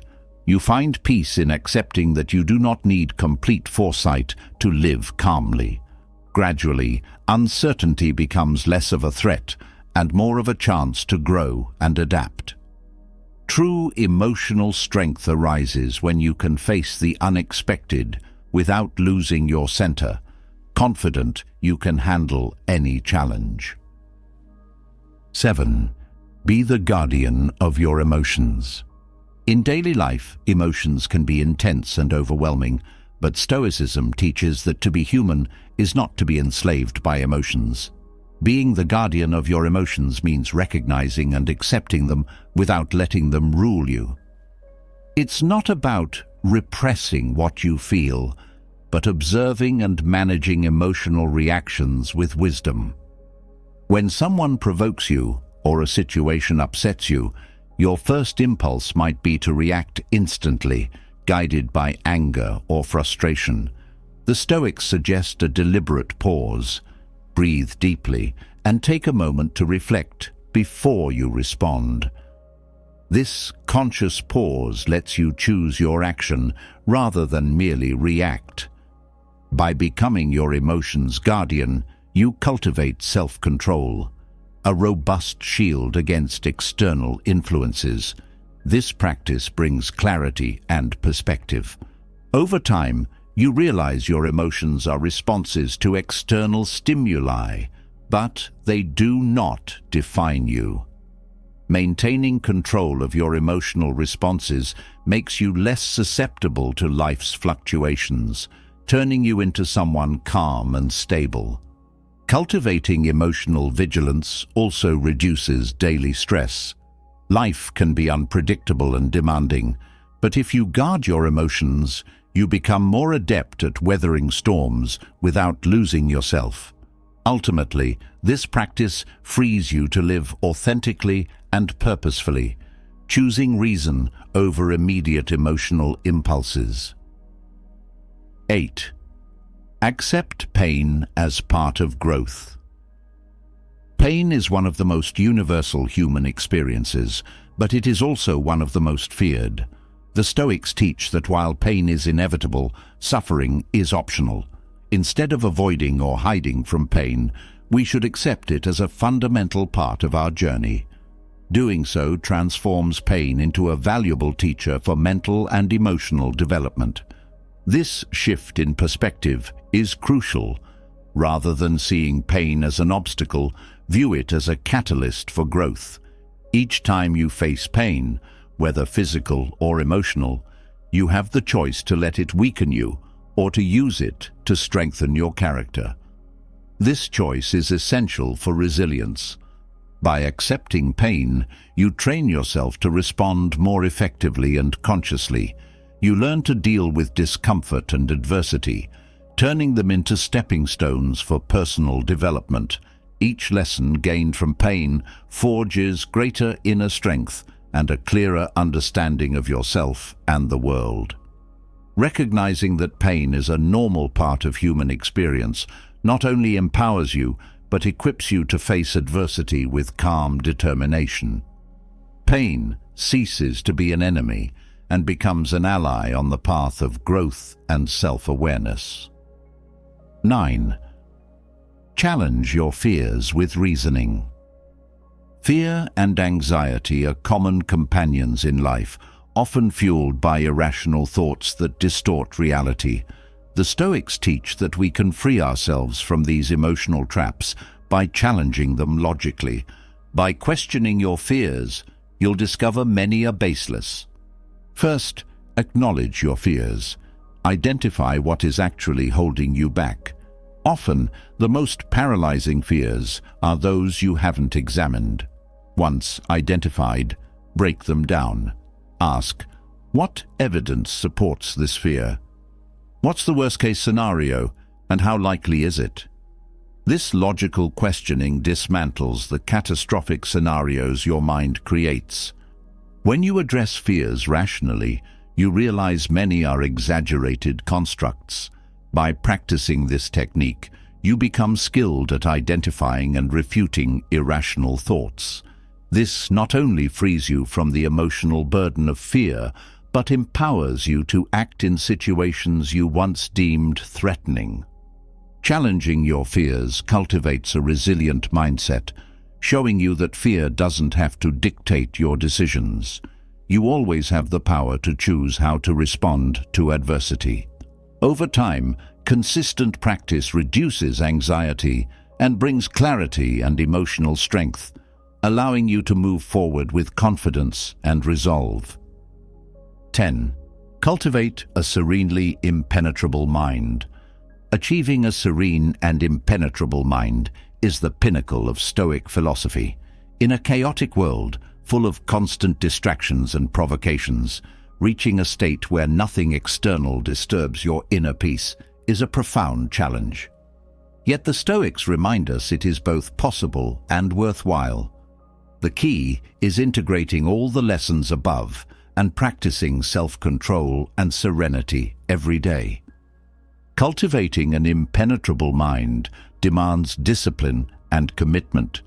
It begins with mastering the ability to observe and understand your emotions without letting them dominate you. This means recognizing that your reactions are choices. By making this distinction, you learn to respond rather than react. Practicing detachment and recognizing impermanence contribute to mental strength. When you accept that circumstances are temporary and outside your control, you become resilient in the face of adversity. Daily meditation or reflection can also help maintain calm. By regularly disconnecting from the outside noise, you recharge your emotional energy, preparing to face the world with balance. Tolerance of uncertainty is equally vital. By accepting the unknown, you reduce anxiety and broaden your capacity to adapt. As your mind becomes more serene and disciplined, life ceases to be a battlefield and becomes a field of opportunity. An impenetrable mind lets you navigate life's storms with grace, serving as a beacon of calm in the chaos. Ultimately, this state of mind not only benefits you, but inspires others to seek inner peace as well. As we continue, how to stop wasting time and direct your energy to what truly matters. 1. Focus on yourself to reduce distractions. Focusing on yourself is the key to reducing external distractions and taking control of your life. In Stoicism, where you direct your attention defines your reality. If you let your mind drift to what you cannot control, you become a slave to circumstances and others' opinions. By focusing on your personal growth, you regain clarity and self-mastery. Begin by dedicating time to self-care. In the day's constant noise, finding moments for reflection is crucial. Simple practices like meditation, journaling, or reading inspiring texts help strengthen the mind and keep you aligned with your goals. Marcus Aurelius, for instance, journaled every morning, reflecting on his principles and preparing to face daily challenges with wisdom and composure. Working on personal development also involves identifying areas for improvement, requiring honesty and humility. Whether you need more discipline, better relationships, or stronger emotional management, it's about small, consistent steps. The Stoics taught that significant changes take time. Each small improvement is a victory over distractions that once prevented you from realizing your purpose. When you focus on yourself, you free your mind from others' influence. Criticism, judgment, and external expectations lose power because your attention is on what you can control. This doesn't mean isolation or indifference. Instead, it's learning to filter what truly matters. Your decisions are guided by what is right for you, not by a craving for approval. This mental clarity boosts your problem-solving abilities, letting you act effectively in various situations. The resilience you gain is remarkable. You become able to face adversity calmly and decisively. Problems that once seemed insurmountable now appear as challenges you can overcome. This is central to Stoicism. Life will never be free of complications, but you can always decide how to respond. By focusing on self-improvement, you build a foundation that keeps you grounded when your surroundings get chaotic. Ultimately, focusing on yourself enriches both your relationship with yourself and with others. When you invest in personal growth, you become a better friend, partner, and leader. You inspire not through words, but through consistent action. Your composure and results testify to your commitment to yourself. Prioritizing personal development is not selfish. It's the only way to truly benefit the world. When you master your mind and life, you can make an authentic, meaningful impact on those around you. 2. Focusing on yourself is a necessity, not selfishness. We live in a world filled with distractions, where social networks and external opinions constantly vie for our attention. Stoicism teaches us that we risk drifting from our essence when we rely on these external validations. Finding clarity and meaning requires looking inward. No one else can tell us who we truly are. Depending on external validation is a losing game.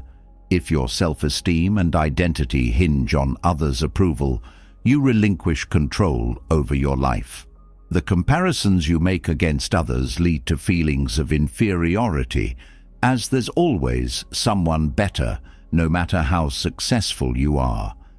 Stoicism emphasizes that such comparisons are pointless and detrimental, pulling you away from real progress. The solution is a change of perspective. Stop looking outward and turn inward. Epictetus said, "We shouldn't worry about what lies beyond our control. Our duty is to perfect what we can handle, our thoughts, actions, and character." Remember, you have unique abilities and challenges. Comparing yourself to others is unproductive, as their circumstances, talents, and obstacles differ from yours. By focusing on yourself, you unleash your full potential. You use the energy previously wasted on distractions to invest in your personal growth. You discover or develop talents and harness them to accomplish your goals. Although the change isn't immediate, consistency yields profound results. Commit to your development and find true satisfaction, an inner sense of fulfillment that doesn't depend on material goods or external praise. True happiness arises from living authentically, consistent with your values. This approach influences not only yourself, but the world around you. By being more centered, you become a positive example, inspiring others towards self-improvement. You realize it's not about competing, but collaborating. Focusing on yourself does not mean disconnecting from society. It means contributing from a place of strength and authenticity. In the end, focusing on yourself is not selfish, it's essential. By rejecting external validation and committing to personal growth, you become the architect of your life. The external world will continue its noise, but your life will be guided by a steady internal compass. Stoicism teaches that a life guided by personal values, not external whims, yields true peace and fulfillment. 3. Avoid comparisons with others. Social media has drastically altered how we perceive people's lives. Online, we see only the highlights, the biggest accomplishments, the brightest smiles, the dream vacations. But these are curated glimpses, not an unfiltered reality. We do not see the stress, doubts, or hidden insecurities each person carries. When we compare our complete reality to someone else's showreel, we inevitably feel behind or inadequate.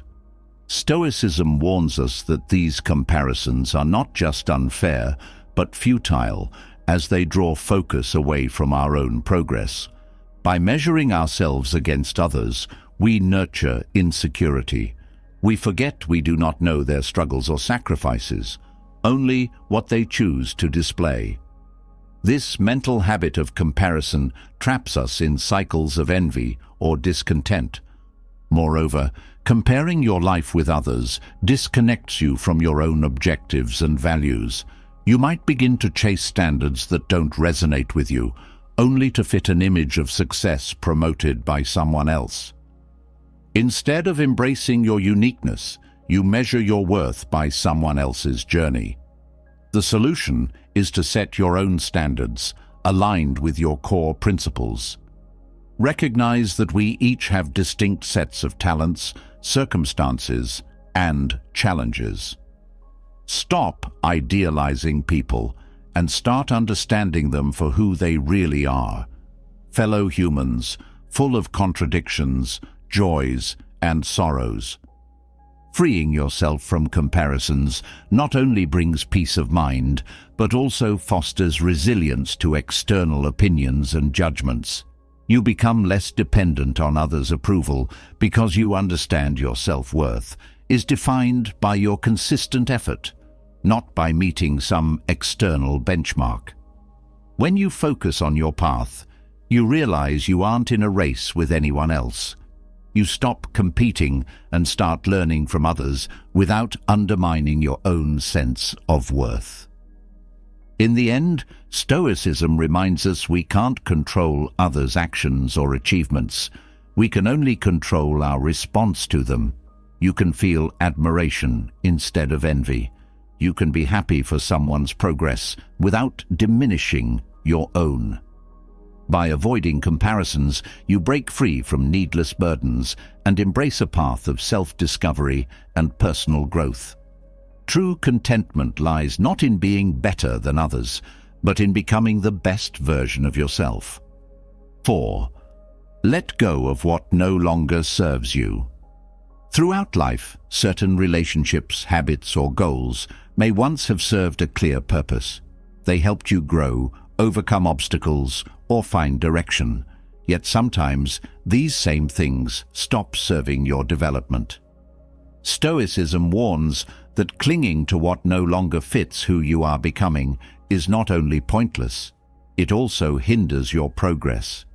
When you hold on to the past, you carry an unnecessary burden, stifling potential for new opportunities. The problem arises when fear or nostalgia keeps you from letting go. You assume that losing something means failure, but in reality, insisting on maintaining what should be released drains your energy and stalls you. Relationships that no longer nurture you, habits that harm rather than help, or goals misaligned with your values are weighty anchors. By not letting go, you block the new experiences or relationships that might be waiting for you. Fear of change is often the biggest obstacle. However, Stoicism teaches that fearing the uncontrollable is a waste. The solution is conscious detachment, recognizing whether something still benefits your life. This doesn't mean casting everything aside impulsively, but being honest in assessing what truly adds value now. By releasing what no longer serves you, you open space for the new. Trust this process. Letting go may be uncomfortable at first, but it's vital for growth. This liberation not only removes unproductive burdens, but also better equips you for life's uncertainties. You accept that change is constant. By embracing the cyclic nature of life, you realize every ending is also a beginning. Letting go creates space for improvement, allowing you to move forward more lightly, unencumbered by the past. Stoicism reminds us to be grateful for past experiences, but not bound by them. Embrace change as part of life's flow, and free yourself for new possibilities aligned with who you are today. 5. Arrival is not the end of the journey. Reaching a goal is a moment many anticipate, representing commitment and effort. But here lies a subtle pitfall: complacency. Stoicism emphasizes that life is not about arriving at a final destination, but continually pushing onward, learning, and tackling new challenges. If you treat each achievement as the end, you risk stagnating. That moment of triumph can quickly morph into a starting point for decline if you stop seeking ways to grow. Viewing arrival as a final point limits your potential. You may allow routine and habit to overshadow the effort that brought you success. Worse, complacency renders you vulnerable to change, because life doesn't stand still even if you do. The Stoics taught that reality is in constant motion. If you're not moving forward, you risk slipping backward. Avoiding stagnation means seeking new challenges. Marcus Aurelius often reflected on how personal progress is never complete. Each victory should be a stepping stone, not a peak. It's not about perpetual dissatisfaction, but recognizing there's always more to learn, more to become. By setting new goals aligned with your values, you maintain motivation and constant growth. Small goals, approached consistently, can refresh your perspective and keep you progressing. In the end, the most important realization is that success is not a permanent state. It is maintained by ongoing development. If you stand still, what you've achieved may fade. Stoicism frames life as an unending journey toward virtue. No matter how many milestones you pass, there is always more to discover. This perspective guards you from complacency and inspires continuous self-improvement. Life isn't defined by reaching a fixed goal, but by the continuous process of becoming a better person at every step. 6. Purpose as the engine of life. Purpose gives life direction and meaning. It motivates you to rise each day with clarity about what and why you are doing something. If you lack purpose, it's easy to be pulled by the noise of the world, living by others' expectations, or ceaselessly chasing external validation. Stoicism teaches that existing without a firm sense of purpose is akin to captaining a ship with no rudder, adrift and easily swayed by currents you can't control. Without a defined purpose, distractions multiply. You worry more about what others are achieving, or you question whether you're doing enough. This uncertainty can make you feel lost, as though your efforts have no real impact. And when you look for meaning in the recognition of others, you depend on forces beyond your control, often leading to frustration and anxiety. The solution begins with honest introspection. Identify your talents, passions, and what truly motivates you. The Stoics taught that everyone has a unique role in life, something only they can contribute. It's not about finding a perfect or grandiose mission, but about aligning your actions with what you truly value. Ask, what makes me feel fulfilled? How can I serve others? A purpose that benefits both you and the world is especially powerful. When it is well defined, each action gains significance, transforming random activity into steps toward a bigger goal. A life guided by purpose does not mean everything comes easily, but obstacles become part of the journey. not insurmountable crises. Every new challenge is a chance to reaffirm your commitment, learning and growing along the way. Equally, external distractions lose their sway. You stop living for others' opinions because you know that your goal is aligned with something deeper, your values and sense of contribution. In the end, purpose bestows daily life with depth. You need not rely on external validation. You find gratification in simply advancing along your path. Purpose-driven achievements don't hinge on superficial benchmarks, but on the real difference they make in your life and others. The resulting motivation springs from within, fueling resilience against adversity. Embracing purpose is an act of courage that anchors you to what truly matters. It protects you from aimlessness and keeps you focused on what's significant, day in and day out. 7. Value time as a limited resource. Time is our most precious resource, yet also the one we squander most. Every second lost is irretrievable. Money can be regained, but time spent is gone forever. Stoicism instructs us to handle time as a valuable commodity, worthy of careful attention. But we often spend it carelessly on trivial distractions, procrastination, or obligations that yield little real value. Recognizing life's brevity is crucial because every wasted moment is an opportunity missed. We often waste time unknowingly, letting fleeting crises or others' demands govern our schedule. Stoicism urges us to take control by focusing only on the essential. Seneca asserted that we do not have too little time, we simply waste too much. Distracted by non-essential pursuits, we lose sight of genuine goals. When the day ends, we wonder why we made no progress on what truly matters. The remedy is to learn to prioritize. Not everything that seems urgent is vital. You must identify tasks and commitments that significantly impact your long-term aims and values, placing them above short-term pleasures or trivial errands. This requires discipline because it is easy to chase quick wins or immediate satisfactions. But letting ephemeral desires govern your schedule leaves you floundering. Being mindful of the present moment is another vital aspect. Life occurs here and now, yet we often ruminate on the past or project into the future, missing the fullness of each day. Stoics practiced being present, avoiding useless regrets or fears.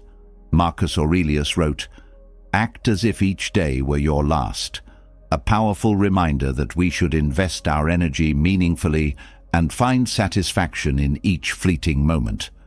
Additionally, valuing time involves learning to say no to commitments misaligned with your goals, to relationships that sap your energy, and to habits offering no growth. Refusing unproductive demands is an act of self-respect, affirming your time's importance. This boundary setting both preserves energy and clarifies what you intend to accomplish. Recognizing time's limits shouldn't provoke anxiety, but determination. Each day presents a fresh chance to become who you want to be, to grow, and to positively shape the world around you.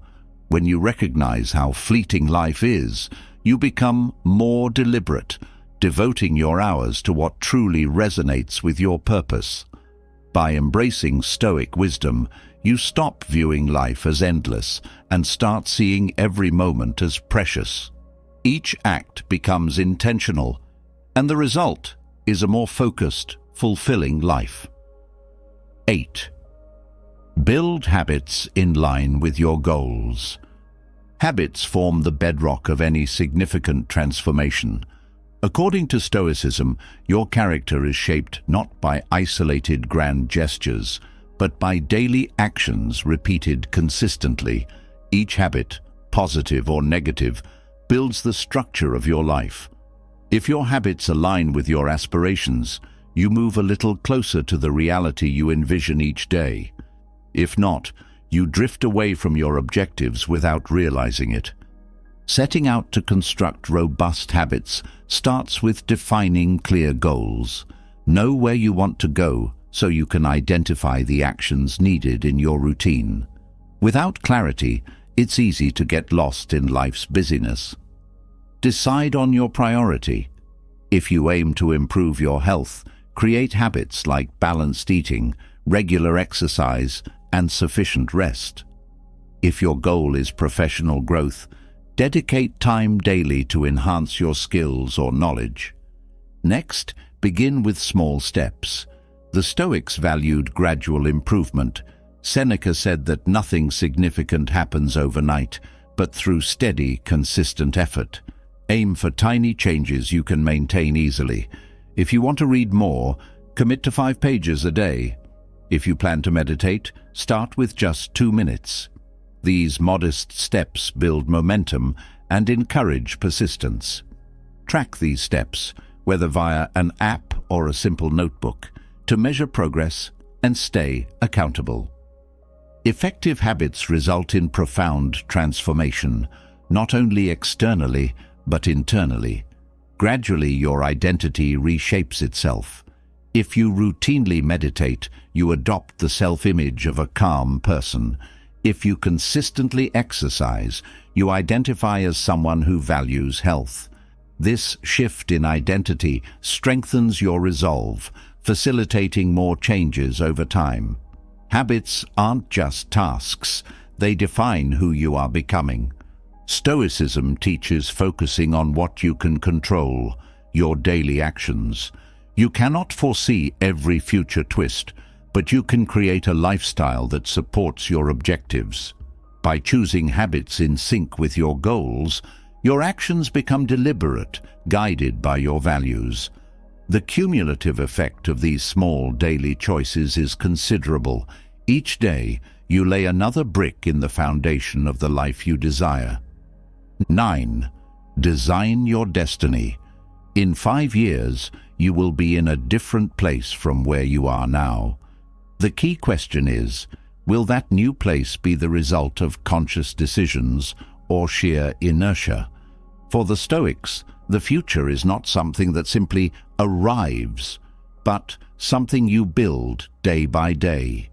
Each choice, no matter how trivial, plays a part in shaping your life's direction.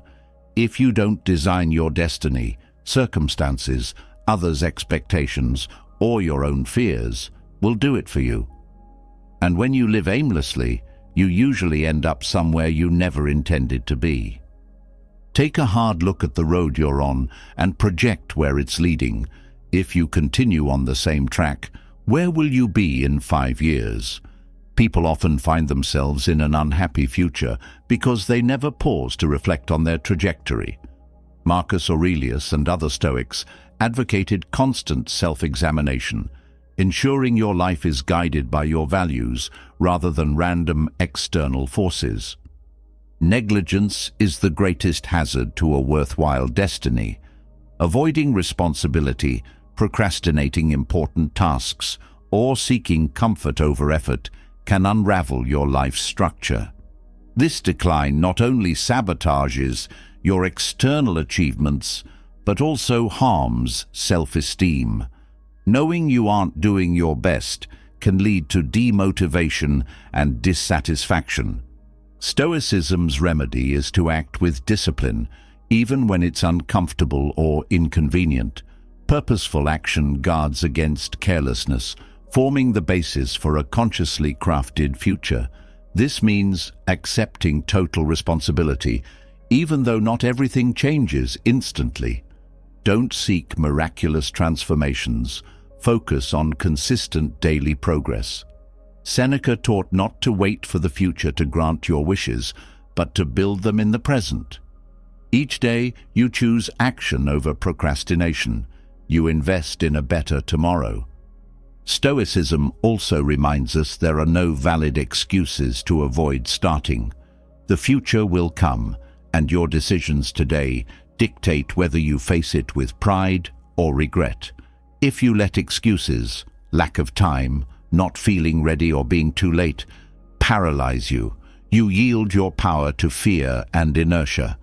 But if you seize control, deciding where you want to go, you become the architect of your fate. This doesn't mean everything will be perfect. Some external forces remain uncontrollable, but you'll be ready to respond. Designing your destiny isn't about predicting every detail of what lies ahead. It's about choosing how you'll act. By working on yourself, cultivating constructive habits, and aligning each step with your goals, you lay a resilient foundation. The future might be unpredictable, but your character and preparation let you adapt and thrive. In 5 years, you'll be the sum of decisions you make now. Will you shape your life intentionally or let chance and negligence define it? The choice is yours, and the time to act is now. 10. Mentalize your growth. A growth mindset propels development in every aspect of life. Stoicism stresses that what truly matters isn't what happens to you, but how you interpret and respond to it. A growth mindset reframes successes and failures as opportunities to learn and progress. When you adopt this view, every experience, even painful or disappointing ones, can push you toward becoming a stronger version of yourself. Challenges are inevitable, whether through triumphs or disappointments, but it's how you use them that shapes your path. If you celebrate an achievement as a final destination, you risk complacency. Stoicism reminds us that success shouldn't be a stopping point, but a marker on an ongoing journey. If you fail, don't view it as the end, but as a chance to re-evaluate and emerge wiser. Each obstacle can catalyze a new path, so long as you hold on to the proper perspective. Maintaining a growth mindset demands living in the present and seeing each day as a fresh opportunity to improve. Dwelling on what you've already done can lead to arrogance.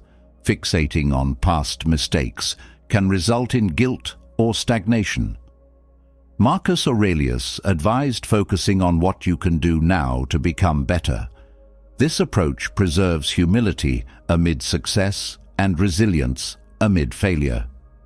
It is also crucial to realize that if your personal growth doesn't keep pace with any external gains, like wealth or status, those gains will eventually recede. The mindset and skills that brought you to one level aren't guaranteed to sustain you for the next.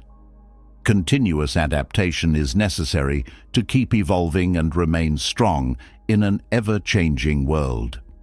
Finally, Stoicism shows us that real growth is an inside job. It's not about gathering possessions or accolades, but cultivating discipline, wisdom, and virtue within. When you concentrate on internal development, external success becomes a byproduct instead of the main goal. This perspective fosters stability and purpose, even in unpredictable circumstances. Success or failure doesn't define you. Rather, your capacity for learning and adapting at each stage of life does. By keeping a growth mindset, you free yourself from limiting beliefs. Every step forward, however small, fuels your motivation, proving to yourself you can continually improve. Over time, these small steps amass into radical transformation, reshaping your external outcomes and how you see life. Ultimately, the growth mindset reveals that genuine success lies not in a fixed destination, but in a life lived in continuous evolution, always learning, always striving to be better. 11th, set clear and realistic goals. Defining clear and realistic goals is among the most valuable steps to steering your life effectively. When you have specific goals, your focus intensifies and your energy channels toward what truly matters. Stoicism encourages us not to squander time and effort on meaningless pursuits. Well-defined goals lend structure and direction, allowing each action to feel purposeful and progressive. Vague goals, like saying, "I want to improve" or "I want to be a better person," lack direction. They do not provide any tangible method or timeline for action. Such imprecision leads to frustration or feeling stuck. Stoicism underscores acting with intention and building up steadily. Instead of ambiguous plans, specify what you want to achieve. For instance, "I will write 500 words a day," or "I will practice a new language skill daily for 15 minutes. Concrete steps clarify your path and keep you accountable. A vital Stoic principle is that significant achievements materialize through small, consistent efforts. Seneca and Marcus Aurelius emphasized patience and methodical progress, understanding that growth occurs one step at a time. Break your larger goals into smaller tasks that you can tackle daily or weekly. Each time you achieve one of these smaller milestones, you build confidence and forward momentum, fueling the motivation to pursue bigger goals. When you translate your ambitions into practical steps, you eliminate excuses for procrastination. You know exactly what to do each day, which prevents drifting aimlessly. By focusing on achievable tasks, you reduce the feeling of being overwhelmed. As you regularly hit these smaller targets, you see measurable progress. This positive feedback loop strengthens perseverance. Setting goals is a powerful exercise in self-direction, transforming what could be random activity into deliberate action. The Stoics remind us that genuine progress is not measured solely at the finish line, but throughout the journey. It does not matter how slow the pace is, as long as you move consistently in the right direction. Converting goals into actionable steps provides a roadmap, ensuring every moment contributes to a future of growth and fulfillment. Over time, these small, steady achievements shape your life's narrative, aligned with your values and your vision of who you want to be. Setting goals is a powerful exercise in self-direction, transforming what could be random activity into deliberate action. The Stoics remind us that genuine progress is not measured solely at the finish line, but throughout the journey. It does not matter how slow the pace is, as long as you move consistently in the right direction. Converting goals into actionable steps provides a roadmap, ensuring every moment contributes to a future of growth and fulfillment.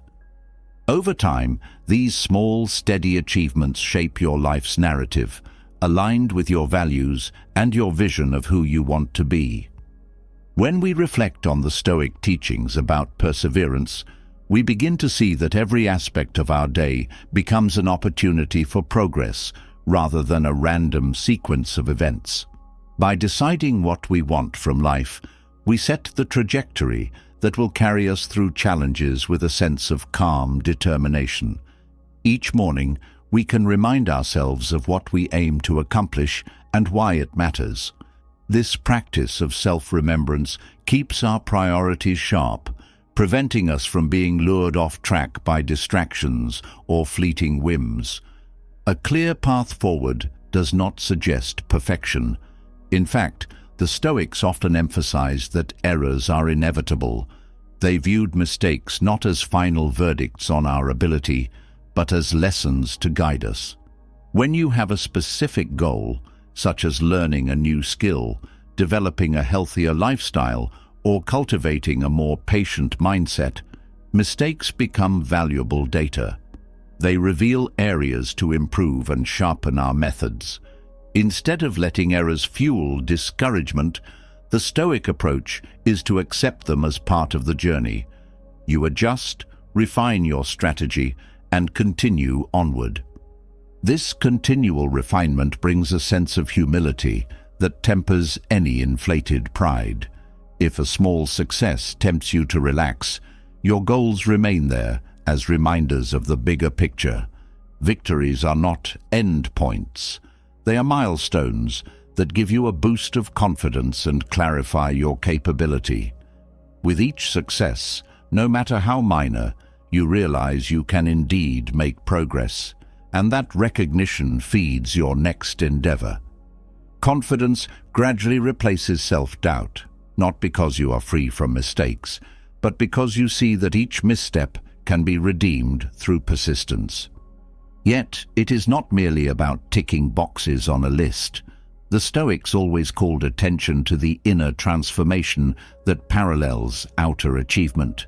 If you are striving to build self-discipline, for instance, the daily challenge might involve rising early to exercise, reading instead of browsing social media, or learning to say no to commitments that do not serve your purpose. These outward behaviors slowly shape your character, teaching you to govern impulses and maintain a sense of direction.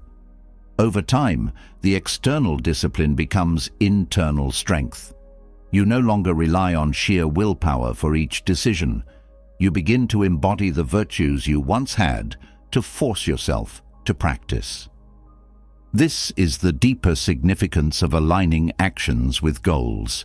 You cultivate a mind that recognizes the difference between short-term pleasure and long-term fulfillment. The Stoics understood that chasing temporary desires without any guiding principle leads to chaos. But a life anchored by purpose and guided by tangible goals fosters serenity. You become more resilient when external events do not match your plans, because your sense of progress is not reliant on immediate gratification. You measure your life by how steadfastly you align with your values and objectives, not by how smoothly everything unfolds. That calm resilience is one of the greatest gifts of Stoic thought. When life inevitably presents obstacles, illness, financial troubles, conflicts in relationships, you have a reference point that keeps you steady. Your goals might need revising, or your path might pivot, but the practice of focusing on what genuinely matters endures. Instead of succumbing to frustration or despair, you adapt. You remind yourself that setbacks are part of the natural order, and what matters most is how you choose to respond. Even if you must take a detour, your underlying intention remains the same: to grow in wisdom and character, making continuous effort toward something meaningful. Yet, a pitfall arises if we interpret goal setting too rigidly. The Stoics did not advocate stubborn attachment to specific outcomes. Rather, they encouraged us to concentrate on our internal commitment and the actions under our control. If you become so fixated on a particular result that you cannot adapt to changing realities, you risk unnecessary frustration. Flexibility is crucial. You do all you can, putting your best effort into the tasks that lead toward your aim, while understanding that external factors can shift. A project may fail, or an opportunity may vanish, but your growth does not vanish with it. You can always respond to new conditions with the same integrity and purpose that guided you initially. This balance between dedication and detachment can feel paradoxical. On one hand, you are fully invested in your goal, giving your utmost energy. On the other hand, you remain ready to adapt if fate intervenes. The Stoics resolved this paradox by focusing on what they could control: their will, attitude, and actions. Outcomes, though often influenced by our efforts, can never be fully guaranteed. Recognizing this teaches us to embrace diligent work without tying our self-worth exclusively to the final result. It allows an element of mental peace amid uncertainty, for you know your efforts are rooted in virtue rather than conditional on external success. When adversity arrives, this mindset becomes a shield against despair. You might lose a job, face rejection, or struggle with illness. If you have trained yourself through smaller challenges, it becomes second nature to navigate larger ones, with a degree of composure. You will be disappointed, yes, but not paralyzed. You have practiced seeing obstacles as part of life's flow, not as personal injustices. This perspective frees up emotional energy that might otherwise be lost to anger or resentment. It transforms crisis moments into tests of your resolve and clarity. We often overlook how much mental energy is wasted on unproductive emotional turmoil. It is natural to feel the sting of a setback, but the Stoics remind us that we do not have to feed that sting with endless rumination. Instead, once we acknowledge the pain, we can pivot toward problem-solving or acceptance. To remain in lamentation is to surrender time and emotional balance. By choosing to take a constructive step, no matter how small, we shift our focus toward regaining control of our thoughts and actions. This practice does not suppress emotion, but channels it into purposeful movement forward. An integral part of this process is self-awareness, something Marcus Aurelius exemplified in his meditations. He constantly examined his own judgments, asking if they were rooted in truth or if they stemmed from bias or fear.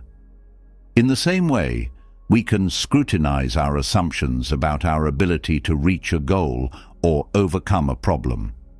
Often, the limitation is not in the goal itself, but in our own belief that we cannot adapt, learn, or persevere. By challenging these beliefs, we create space for growth. Each time we prove to ourselves that we can handle more than we suspected, our concept of our own potential expands. Self-awareness also helps us monitor the alignment between our declared aims and our daily conduct. It is easy to say we want something, like a healthier body, a more flourishing career, or deeper relationships, but then act contrary to that desire. If we repeatedly skip the gym, avoid crucial work, or neglect quality time with loved ones, we are acting in opposition to our stated goals.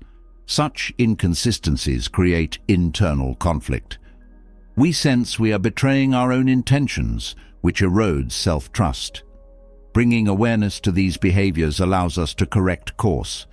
We do not have to wallow in guilt. We simply acknowledge the discrepancy, identify the reasons behind it, and gradually realign our actions. The Stoics were realists about human nature. They did not expect flawless consistency at all times. Instead, they recognized we have moments of weakness, doubts, and lapses in discipline. The key, in their view, was not to demand perfection, but to maintain a steady trajectory toward improvement. This approach is forgiving, but also firm. You do not berate yourself endlessly for a slip-up, nor do you adopt a lax attitude that excuses every failing. Rather, you gently but persistently nudge yourself back on track, reaffirming the goals you have chosen and the rationale behind them. That rationale, or why behind each goal, is essential. Without a compelling reason, our enthusiasm fades when difficulties arise. But if the aim is tied to our deepest values, such as the desire to be kinder, to leave a positive impact on our community, or to elevate our own mental and physical health, then even hardships feel purposeful. We can withstand challenges because our motivation is not superficial. It comes from a profound internal alignment. With every step forward, we sense that we are inhabiting our principles more fully, and that sensation sustains us through discomfort. Goals that spring from genuine values also safeguard us from chasing illusions. Sometimes we set objectives based on external pressure, social comparisons, or fleeting fantasies.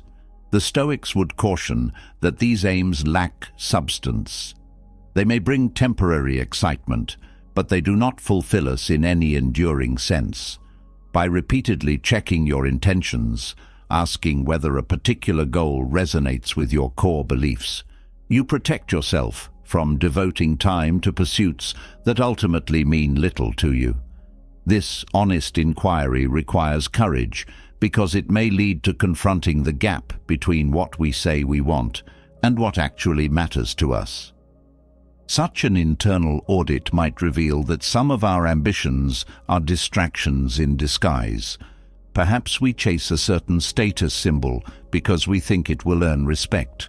But in reality, we care more about authentic relationships and meaningful work. By discarding the false goal, we free up energy to invest in what truly enriches us. This process can be uncomfortable, as it often involves challenging long-held assumptions. Yet the reward is a clearer, more purposeful life. Purpose and goal setting do not exist in a vacuum. They intersect with every area of our daily experience. For instance, if your purpose includes fostering stronger relationships, each day becomes a chance to practice active listening, empathy, and patience. You do not wait for grand gestures to demonstrate your commitment. The small, consistent acts, like making time for a loved one, offering help, or withholding judgment in a heated moment, accumulate into profound personal growth. Similarly, if you aim to cultivate greater self-reliance, each moment of mild discomfort or problem-solving is an exercise ground. You learn that you can handle more than you anticipated and do not need external crutches to navigate life. Stoicism, with its practical orientation, encourages such micro-level action. Rather than ruminating endlessly on lofty ideals, the Stoic approach is to test ideas in the real world through your daily routines and interactions. If, for example, you decide to become less reactive under stress, you practice pausing before responding when minor irritations arise. Over time, these small experiments add up, forging a new habit of composure. You might still lose your temper occasionally, but the frequency diminishes as you train the mind to handle pressure differently. Observing that progress fosters confidence that larger changes are also possible. In this sense, the Stoic journey is never finished. Even seasoned practitioners acknowledge they were works in progress. Each day is an opportunity to refine your approach. The humility inherent in that stance prevents stagnation. You remain open to new insights and willing to adjust your methods. Such adaptability is vital for long-term success because life itself is fluid. Goals that made sense a year ago might need recalibration now. Situations shift, opportunities emerge or fade, and personal priorities evolve. Embracing this dynamism means you are never rigidly attached to any one path, but you never lose sight of your overarching purpose. This harmony between stability and change lies at the heart of Stoic wisdom. Stability comes from your core values, the intangible principles that anchor your sense of self. Change arises from the external world, and your evolving understanding of what steps best serve those core values. By keeping values constant while remaining flexible in methods, you navigate complex realities without losing your internal compass. You can shift strategies quickly without feeling you have betrayed yourself, because your deeper motivation remains the same. As you continue along this path of purposeful living, a notable transformation occurs in your relationship with time. Instead of feeling that time slips away aimlessly, you begin to experience each day as a canvas on which you paint your chosen priorities. You understand that every hour allocated to trivial pursuits is an hour not invested in what genuinely matters. This recognition brings urgency, but also a sense of gratitude for the opportunities the present moment offers. You see that your life is shaped moment by moment, choice by choice, and that you have more influence over it than you previously realized. You also become more discerning about what you allow into your mental space. If a conversation or activity does not align with your values or goals, you are more inclined to limit or avoid it. This is not selfishness.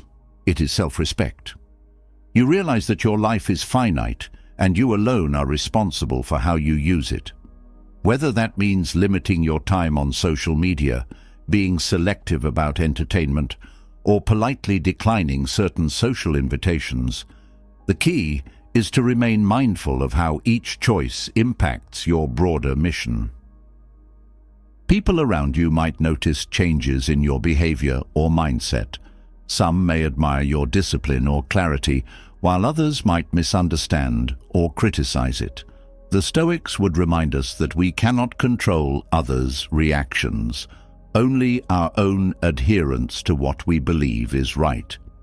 Criticism might sting, but if your intentions are solid and your conscience is clear, you can bear it without letting it derail your progress. On the contrary, feedback, positive or negative, can be sifted for any useful insight, then incorporated or discarded as needed. Living in this manner fosters a sense of integrity that resonates through all facets of life. You start to develop self-trust because you consistently act in alignment with your chosen direction. This self-trust is not arrogance. It is the quiet confidence that you can rely on yourself to do what needs doing. When confronted with significant challenges, like a major career shift, family crisis, or personal setback, you enter the situation armed with a track record of smaller victories. You know you can adapt, persist, and find meaning in struggle. That knowledge does not eliminate fear, but it places fear in perspective, preventing it from dominating your decisions. This approach to life also subtly shifts your definition of success. The Stoic perspective is that success is not about applause or material gain, but about living honorably, growing in virtue, and contributing positively to the world around you. If you adopt that outlook, then even if your external circumstances are modest, you can still feel a deep sense of satisfaction. You know you have been consistent with your values, you have developed resilience, and you have given your best to each endeavor. This inner sense of accomplishment cannot be taken away by changing fortunes. Paradoxically, when you focus less on conventional success and more on steady personal growth, you may find that external achievements follow more naturally. Your diligence, reliability, and clear sense of purpose become evident to those around you. Opportunities might arise because people sense you are someone who can be counted on. Yet even then, you remain wary of letting praise or recognition become your new source of self-worth. You appreciate the positive feedback, but keep your eyes on the real prize, the ongoing development of your character and the meaningful contributions you can offer. Over time, this clarity of purpose and consistent effort can elevate not just your own life, but the lives of those in your orbit. You become a source of stability, someone who can offer perspective and guidance when others are lost in confusion or anxiety. Through empathetic listening and well-considered advice, you might help colleagues, friends, or family to see past short-term chaos and realign with what truly matters to them. Stoicism is inherently social in this regard. While it emphasizes personal responsibility, it also acknowledges our interdependence as human beings. Each day thus becomes an act of service to yourself in nurturing your potential and to others in exemplifying a thoughtful, purposeful existence. This service does not require grand gestures. It can manifest in small acts of kindness, responsible work habits, respectful communication, or simply maintaining a positive attitude in tense situations. The ripple effects of these behaviors can be profound, setting a tone for how people around you relate to each other. In a world fraught with anxiety and distraction, Your steady presence can act as a reminder that another way of living is possible. Yet, it is important to remember that no one is immune to setbacks, no matter how committed they are to their goals. You may face days or even seasons where you lose motivation, where the tasks ahead feel too daunting or tedious, and where your faith in your ability to succeed wavers. During these times, it helps to recall your initial reasons for setting the goals, the progress you have already made, and the knowledge that perseverance often triumphs where sheer talent does not. The Stoics placed great value on the virtue of perseverance because it is accessible to everyone. No matter your natural gifts or external resources, you can always choose to persist. If motivation remains elusive, consider adjusting your goals to more manageable segments or seeking support from someone who understands your journey. The Stoics never suggested that self-reliance equated to isolation. Mentors, peers, or friends can offer perspective and encouragement. The act of voicing your struggles to someone you trust can help clarify the internal obstacles you are facing. In discussing them, you might discover that your challenge is a universal part of growth rather than a personal failing.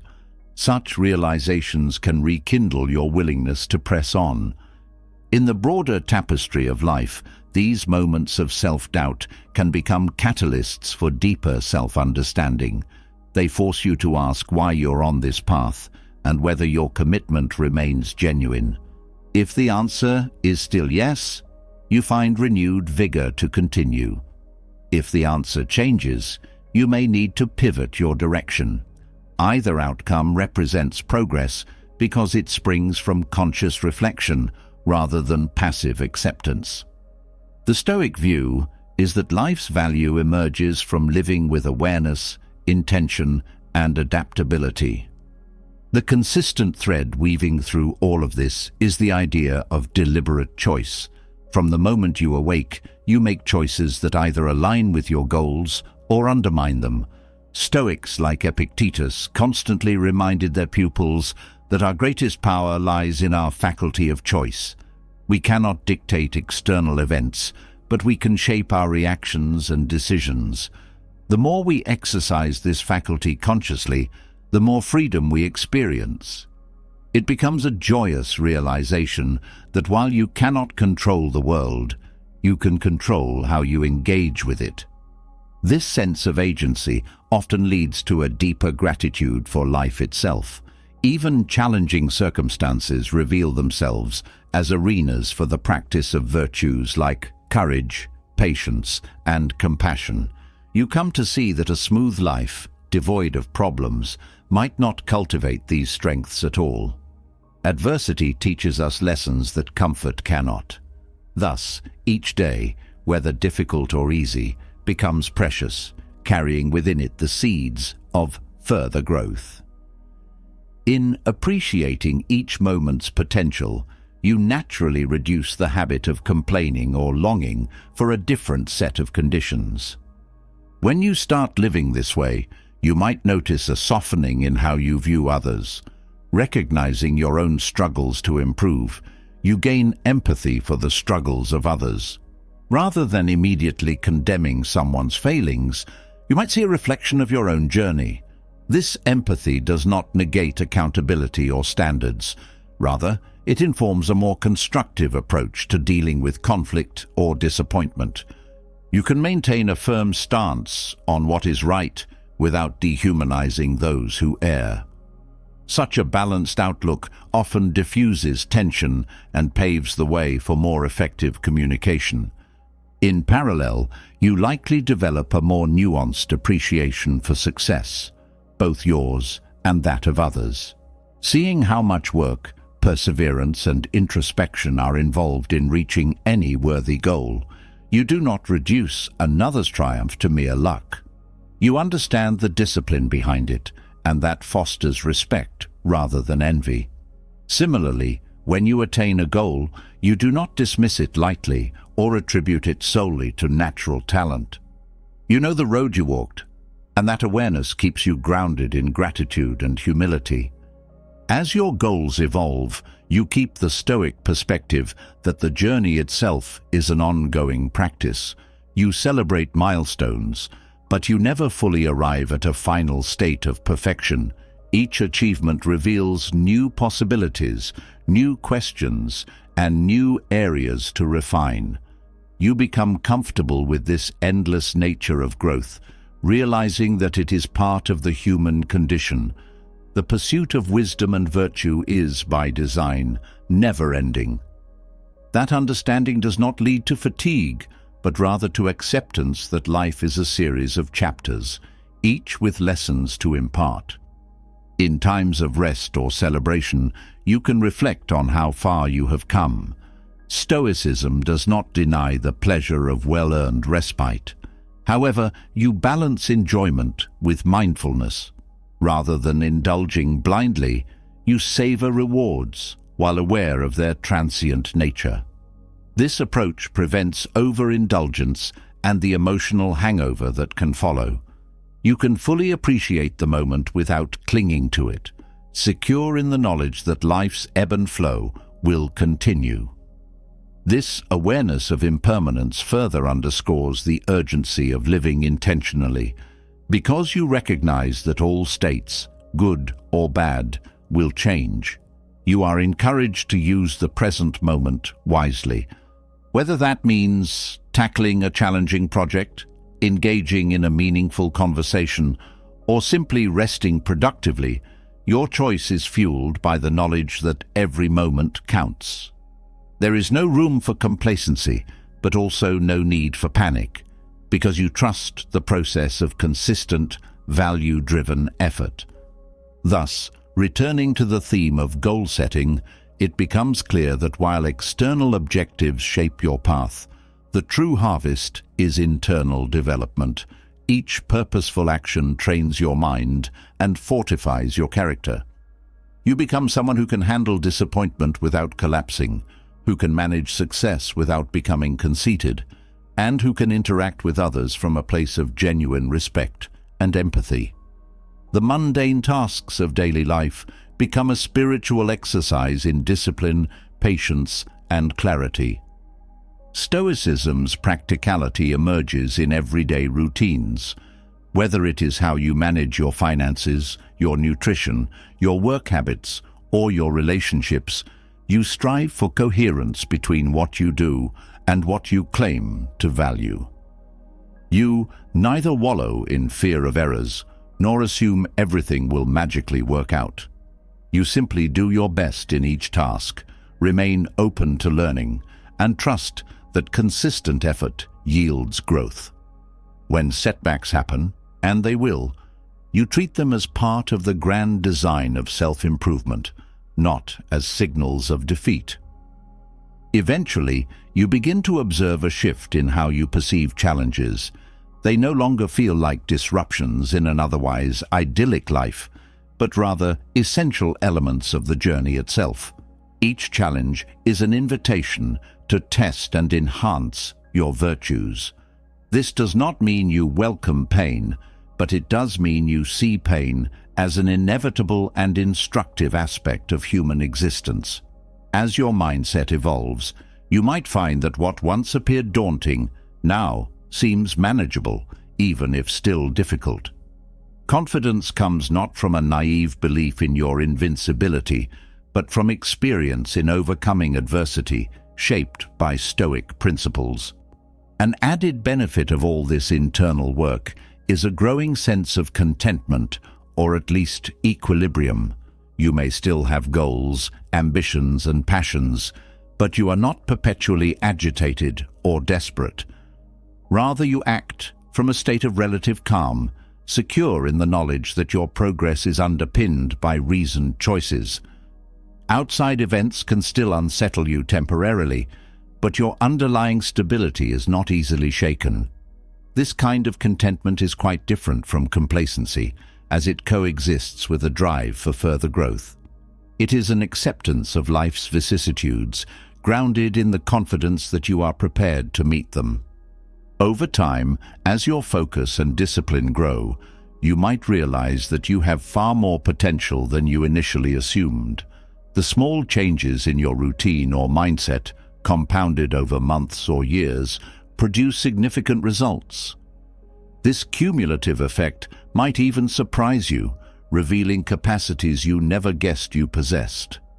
Such revelations are often humbling, as they highlight how easily we underestimate ourselves when not guided by a coherent philosophy of self-improvement.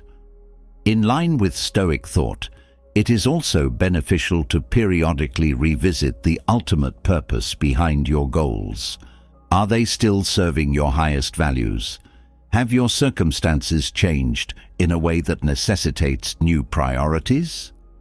This periodic reflection ensures that you do not stray into mechanical pursuit of a once relevant objective that no longer suits your present reality. Life is fluid, and your focus should adapt as you evolve. However, throughout these shifts, the underlying Stoic virtues, wisdom, courage, self-control, justice, remain the bedrock. If you maintain this practice, you will likely notice that your own transformation influences those around you. Perhaps friends begin asking for your perspective on handling stress, or colleagues seek advice on discipline and time management. In such moments, you can share not just superficial tips, but the deeper philosophical framework that undergirds your actions. You can illustrate how clear goals, guided by deeper values, lead to a fulfilling life, one resilient in the face of hardship and measured not just by outcomes, but by integrity. That sense of contribution to others' well-being further validates your efforts. Stoicism encourages harmony between self-improvement and communal well-being. By being an example of calm determination, you implicitly show others that a different way of living is possible. You do not need to preach or impose your views. Your conduct speaks volumes. It is in small, consistent gestures, like handling conflict with grace, demonstrating kindness in tense situations, or openly admitting mistakes, that the Stoic spirit reveals its real-world power. Eventually, you may find that you have woven a life that, while not free of adversity, is profoundly purposeful and rich in meaning. Each day presents an unfolding narrative that you actively co-author with your choices. You can look back on past struggles with gratitude, understanding how they honed your character. You can face the future without debilitating worry, secure in your capability to respond well to whatever arises. The sense of direction provided by your goals merges with the adaptability championed by Stoic wisdom, resulting in a balanced, humane, and enduring way of living. If at any point you falter, recall that Stoicism does not expect robotic constancy. Instead, it offers a toolkit for returning to your center. A moment of reflection, a written meditation, or even a brief pause in the midst of chaos can realign you with your core values. Each time you regain that alignment, you reinforce the neural and emotional pathways that keep you grounded. Repetition forms habit, and habit shapes your destiny. As you proceed in this manner, you might look upon everyday life with fresh eyes. Ordinary chores, social interactions, and professional tasks become fields of training for Stoic discipline. Whether you are washing dishes, writing reports, or negotiating difficult conversations, you see an opportunity to practice presence, patience, and purposeful action. Over time, these moments accumulate into a substantial store of inner strength. You develop not just the ability to survive life's storms, but to face them with a measured confidence, and even, at times, a sense of peace.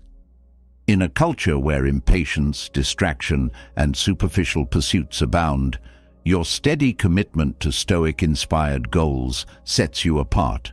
You become a quiet outlier who does not chase every whim.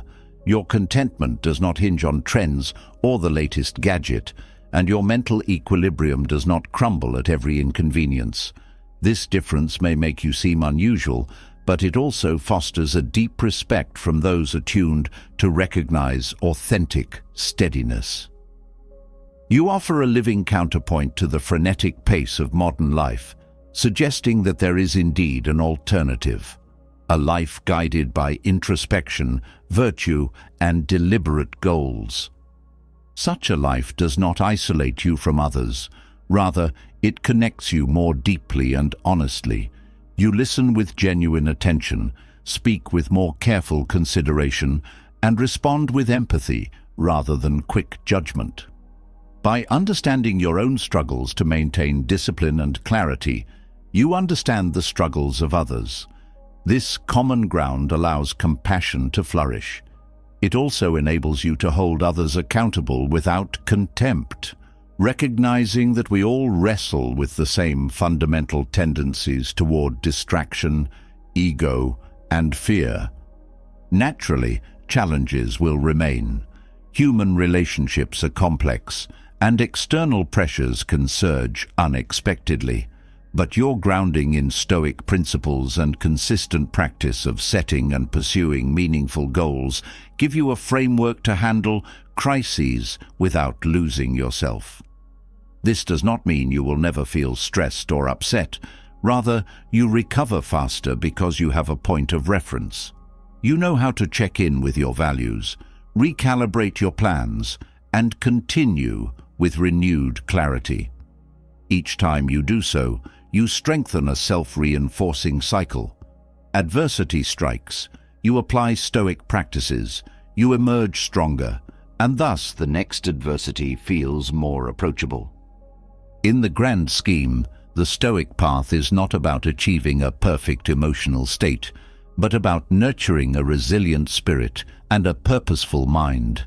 This spirit can withstand the inevitable disappointments and heartbreaks that accompany being alive.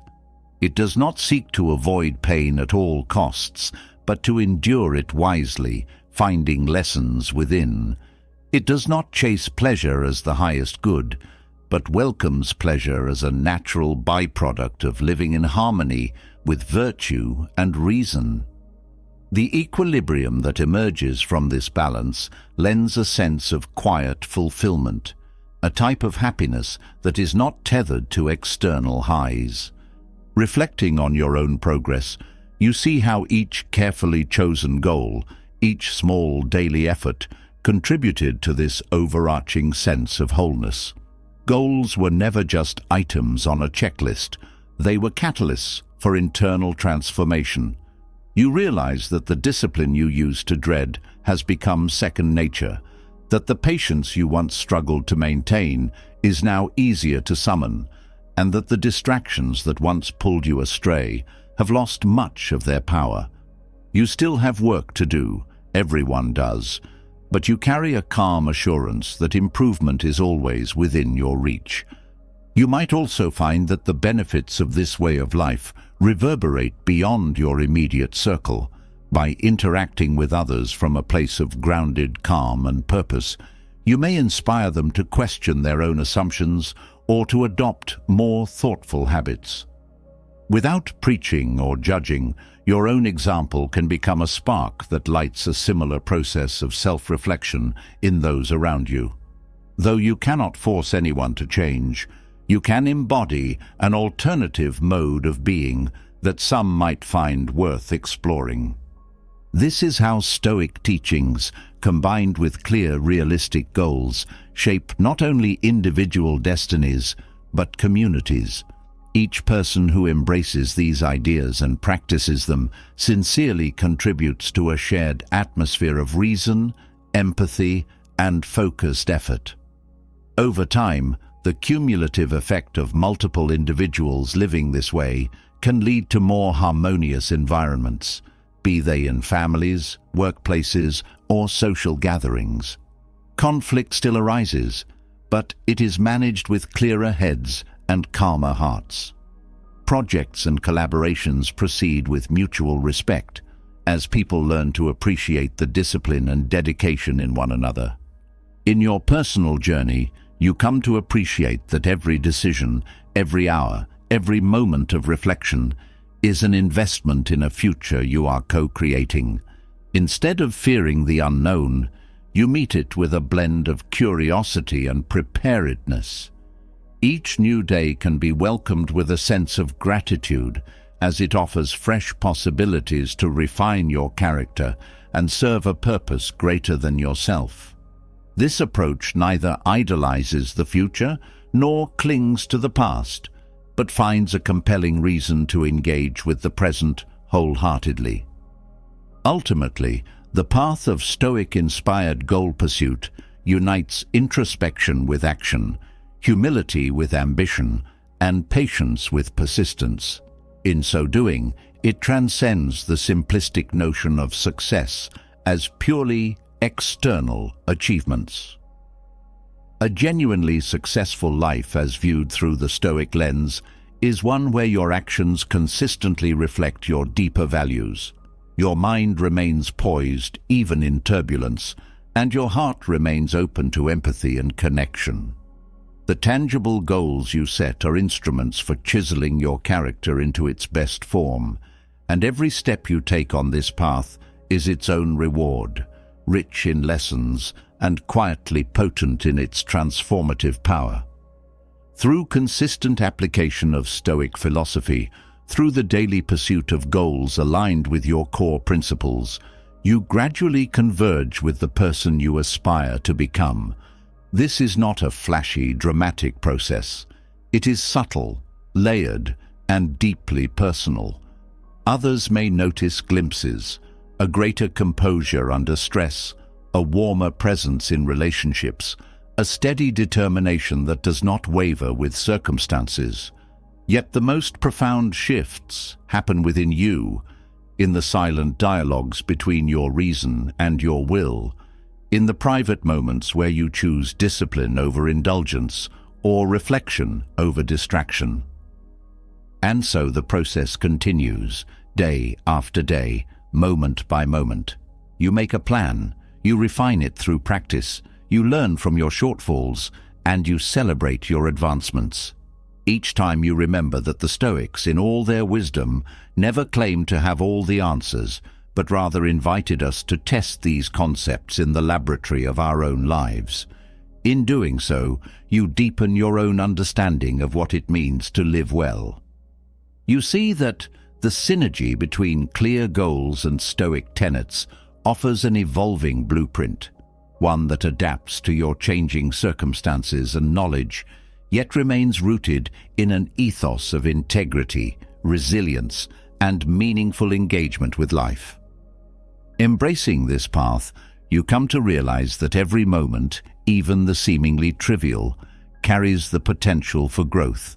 You recognize that genuine fulfillment does not spring from a single grand achievement, but from the ongoing cultivation of a balanced, purposeful existence. While your specific goals may transform over time, shifting as you gain new insights or as life demands fresh responses, the underlying spirit of striving to be the best version of yourself remains unaltered. It is this spirit, this enduring commitment, that grants you a sense of peace and purpose in a world that often appears chaotic and aimless. You stand at the confluence of possibility and choice, aware that the future is shaped by your present actions. The Stoic philosophy offers not a rigid formula, but guiding principles that illuminate each step. You may sometimes wander off track, but these principles remain a North Star, patiently beckoning you back to the path of self-realization. In the final analysis, it is less about the external accolades you accumulate and more about the internal harmony you cultivate.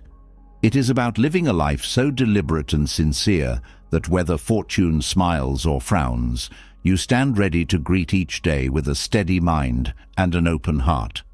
This, in essence, is the Stoic promise, that by clarifying our intentions, diligently working toward our goals, and staying true to virtuous principles, we forge a life of deep resonance and authenticity.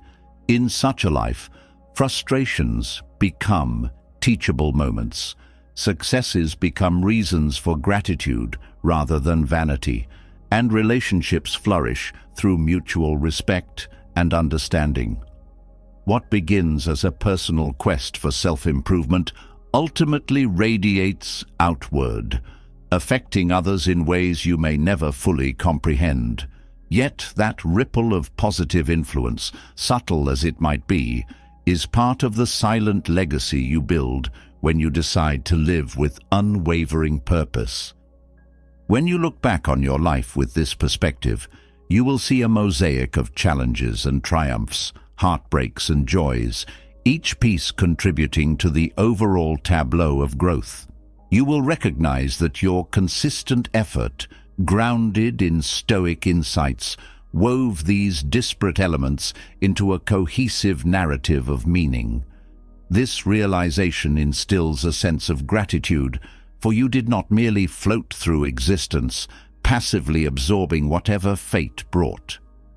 Instead, you engaged with life's unfolding drama as a conscious participant, learning to shape both your inner world and your external actions with wisdom and intention. And so, each day, as you revisit your plans and your progress, remember that you are part of a timeless tradition that includes some of the greatest thinkers in history, men and women who wrestled with the same human dilemmas. They left behind not rigid dogma, but a living, breathing philosophy meant to be adapted and employed. Every act of discipline or courage you undertake, every moment of reflection or temperance, is a modern echo of ancient wisdom. By living in this spirit, you keep that wisdom alive, not just for yourself, but for all who observe your example. Thus, what begins as an effort to direct your energy more purposefully, to stop wasting time, or to achieve personal milestones, evolves into a lifelong journey of character development. In this journey, the seemingly ordinary merges with the sublime, the individual merges with the universal, and practical methods fuse with transcendent ideals. The Stoics teach that our time here is fleeting, yet brimming with potential for significance. It falls to each of us to decide how we will use that precious resource, whether we will fritter it away or harness it for continuous growth and the betterment of the world around us. In your own life, continue to articulate what matters most, to refine your actions in harmony with those values, and to greet each fresh challenge as a chance to evolve. Let your daily steps, however small, reflect the larger story you wish to tell about who you are and what you stand for. Do this consistently, and over time you will discover that you have stopped merely existing and started truly living. You will sense a profound alignment between your internal convictions and your external choices, and in that alignment lies the essence of what it means to live well according to the Stoic tradition. Even if the world around you remains chaotic, you become the calm within the storm, the individual who does not bend to every shifting wind, but navigates with a sense of purpose and inner steadiness. Whether fortune brings triumph or adversity, your core remains steady, for you have taken the time to cultivate it. When you reflect upon your journey, you can do so with quiet pride, knowing that your life was not left to chance, but shaped by deliberate will, guided by reason, and tempered by self-awareness. And in those reflective moments, you realize you have become precisely what you once aspired to be, someone who embodies the Stoic path in each daily act, and in the overarching narrative of a life aimed at truth and virtue. Even as you reflect on how far you have come, you begin to notice that the real treasures of this path are often subtle and internal, moments of clarity, sudden insights into your own behavior, gradual easing of mental turmoil, and a growing acceptance of life's transience. You might find yourself pausing in the midst of a previously frustrating situation and remembering all you have studied and practiced. There is a brief silence in your mind before a more mindful response arises. In that space, you see tangible evidence that you have changed. This realization spurs you onward, providing hope that greater harmony is possible not only within yourself, but also in the larger tapestry of human relationships. There is also the widening perspective that comes with ongoing reflection. As you cultivate a deeper sense of purpose, you may feel a kind of serene detachment from the trivial or fleeting. This does not mean you avoid life's ordinary pleasures or day-to-day tasks, but rather that you engage with them more consciously, recognizing how short-lived everything is. Instead of lamenting that impermanence, you embrace it. When shared laughter with a friend dissolves into quiet, or when a beautiful sunset fades into dusk, you feel gratitude that you were there to witness it. The Stoic lens helps you see that every moment carries significance precisely because it is impermanent. This perspective invites you to invest more compassion in your daily interactions. Knowing that we are all subject to loss and change, you soften your stance in conflicts. You grow more curious about people's stories and more patient with their flaws. When someone is rude or distant, you can pause and consider the complexities that might shape their behavior, rather than immediately taking offense. Your empathy expands, not because you are obligated to be nice, but because you see the common humanity that ties us all together. Such empathy does not mean tolerating harmful conduct, but it does allow you to engage others from a place of strength and understanding, rather than reflexive hostility or fear. Over time, you may find that certain concerns that once devoured your energy now have a diminished hold on you. Status, for example, may become less relevant if you see that external accolades, while pleasant, do not equate to genuine peace of mind. You do not condemn achievement, but you no longer place your self-worth in the hands of people's opinions or institutional titles. The quality of your character becomes more valuable to you than the quality of your resume. This shift can be both liberating and surprising, especially if you once believed that success in society's eyes was your primary measure of fulfillment. Likewise, your relationship with material possessions can transform. While you may still appreciate comfort and beauty, you grow aware that no object, however luxurious, can guarantee lasting peace. You begin to measure worth in terms of utility, meaning, or the value it brings to your life's mission. If something does not serve a constructive purpose or bring genuine beauty and gratitude to your experience, you may feel less attached to it. This doesn't manifest as asceticism for its own sake, but rather as a preference for simplicity, where simplicity supports your deeper aspirations. With fewer unnecessary possessions cluttering your physical and mental space, you move through life more freely. It is also possible that you come to terms with certain regrets or painful memories in a more profound way. The Stoic perspective teaches you not to deny sorrow or heartbreak. These are undeniable parts of the human journey, but to see them as events that can be understood, integrated, and eventually transmuted into wisdom. Rather than being haunted by what once went wrong, you decide to learn what you can from it. Perhaps the event taught you the value of resilience, or it deepened your ability to empathize with others in similar straits. You may not label the pain as a gift, but you recognize that pain can carry insight if you are willing to examine it. This acceptance gradually dissolves the bitterness that often accompanies unhealed wounds. Emotional maturity also flourishes as a result of consistent self-examination.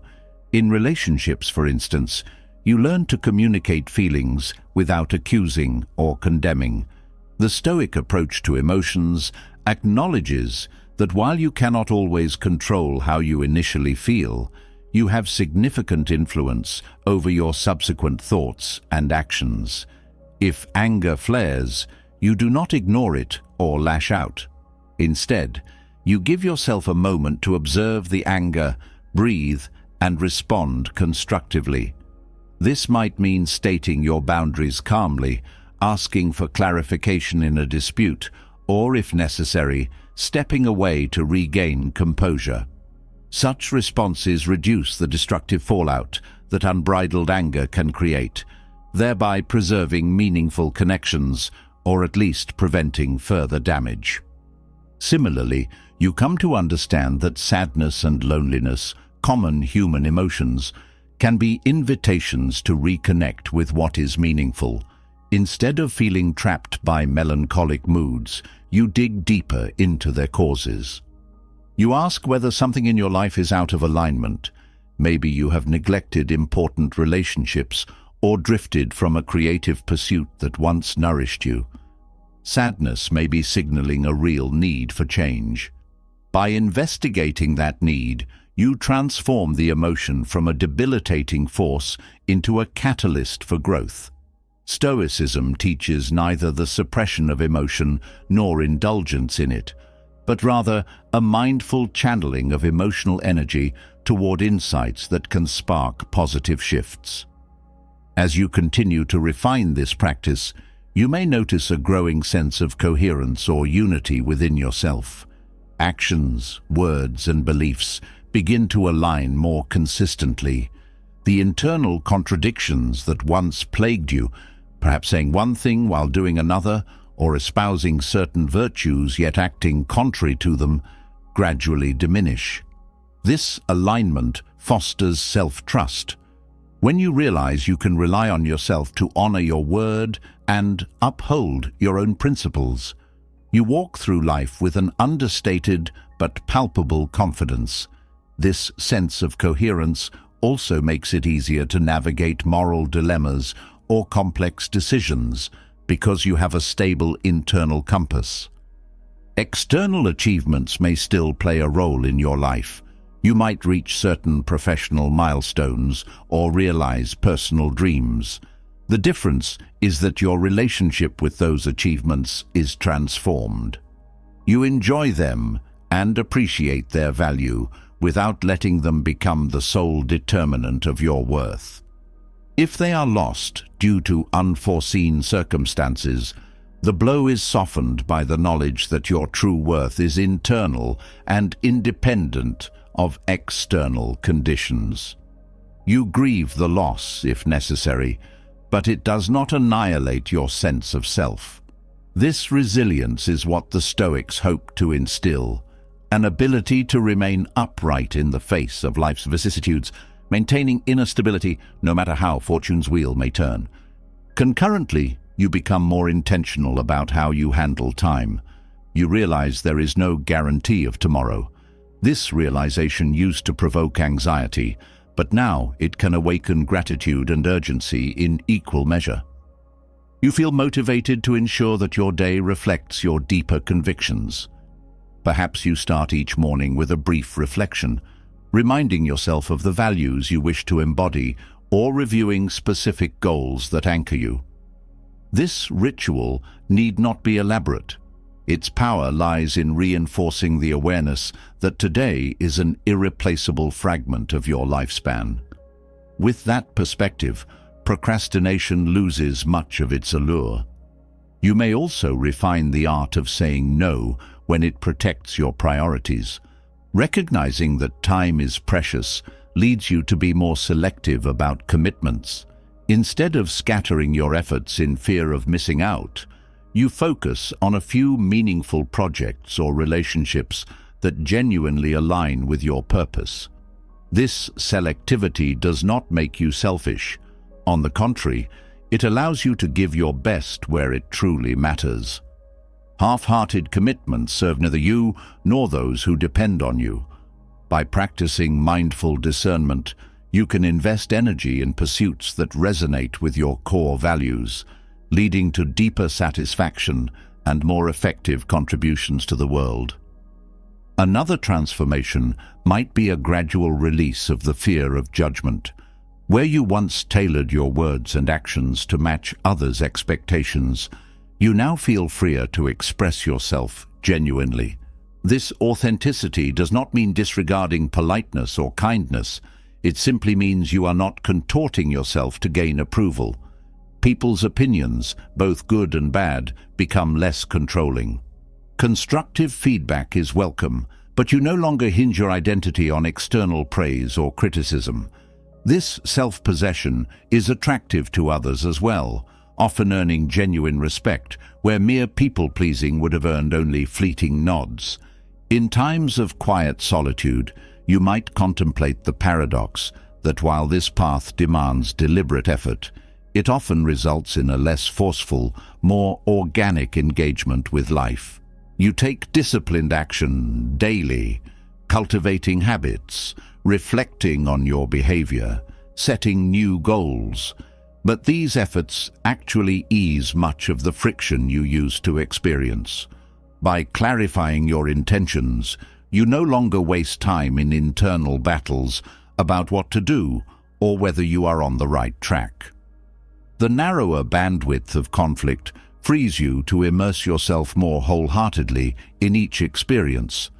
The discipline, therefore, becomes a catalyst for greater freedom, a concept that once seemed contradictory.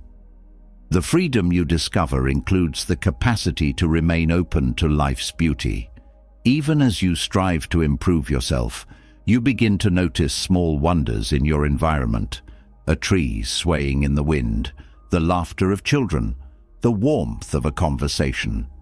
These moments, previously overshadowed by mental clutter or constant worry, now feel like treasures that deepen your sense of being alive. A hallmark of Stoic maturity is precisely this balanced stance, actively shaping your destiny while still marveling at the wonders of existence. You see order and chaos coexisting, and you realize your own consciousness is a bridge between the two. Eventually, the practice also clarifies your stance on service. Whether you are a leader in an organization, a team member, a parent, or a friend, you start to see that genuine leadership grows from self-mastery and empathy. You hold yourself accountable to a standard of fairness and integrity, inspiring others not by force or manipulation, but by a stable presence that demonstrates possibility. You may also find new ways to engage in your community, guided by a sense of social responsibility that Stoics like Marcus Aurelius often emphasized. You do not try to fix the world single-handedly, but you do what is within your capacity, no matter how modest, to improve the lives of those around you. Conversations gain depth when you bring a Stoic lens to them. Rather than rushing to voice your own viewpoint, you listen more carefully. Your curiosity extends to the thought processes behind others' opinions, and you may find your own ideas subtly shaped by their perspectives. The Stoic approach to conversation is not to conquer the discussion, but to foster mutual understanding. Even when disagreements arise, the aim is to learn or to offer insight rather than to dominate. This approach can diffuse tensions and encourage cooperation, a skill that benefits all areas of life, from personal relationships to professional collaborations. Your internal dialogue, too, becomes more skillful, where once you might have criticized yourself harshly or indulged in self-defeating scripts, you now practice more constructive self-talk. This is not about blind positivity or ignoring flaws. It is about recognizing that growth requires supportive inner language. If you stumble, you address the lapse factually: what went wrong, why it happened, and how to avoid it next time, without layering on unnecessary shame. The newfound kindness toward yourself parallels the empathy you extend to others, forming a cohesive attitude that fosters progress instead of stagnation. Day by day, as these shifts accumulate, you sense that the line between practice and life begins to blur. Your mindset, once a discrete module of training, starts to be the default setting from which you operate. This does not imply an absence of challenges or negative emotions, but it does indicate a sturdier platform from which to meet them. You handle setbacks with greater composure, handle successes with deeper gratitude, and handle routine moments with more awareness.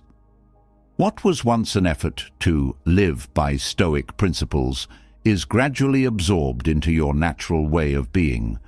Yet humility remains. You are aware that this process is never truly finished. Pride or complacency can creep in at any time. The Stoics taught that vigilance must be constant because human nature is prone to drift toward easier paths, especially when it feels comfortable or when external pressures mount. However, the sense of purpose you have cultivated helps you stay alert to these pitfalls. When you notice yourself drifting, you can realign before you stray too far. It is much like steering a ship. Small corrections, applied consistently, keep you on course rather than waiting until you are hopelessly lost. When you reach moments of reflection, perhaps at the end of a difficult week or year, what stands out is not a list of accomplishments, but the character you have formed. You see evidence of greater patience under provocation, resilience after failures, and compassion for both your own and others' weaknesses. These qualities, you realize, cannot be purchased or simply willed into existence. They are the fruit of lived experiences, each one handled with increasing awareness. And they pave the way for a life that is meaningful, not because it was free of struggle, but because it met struggle with dignity and an open heart.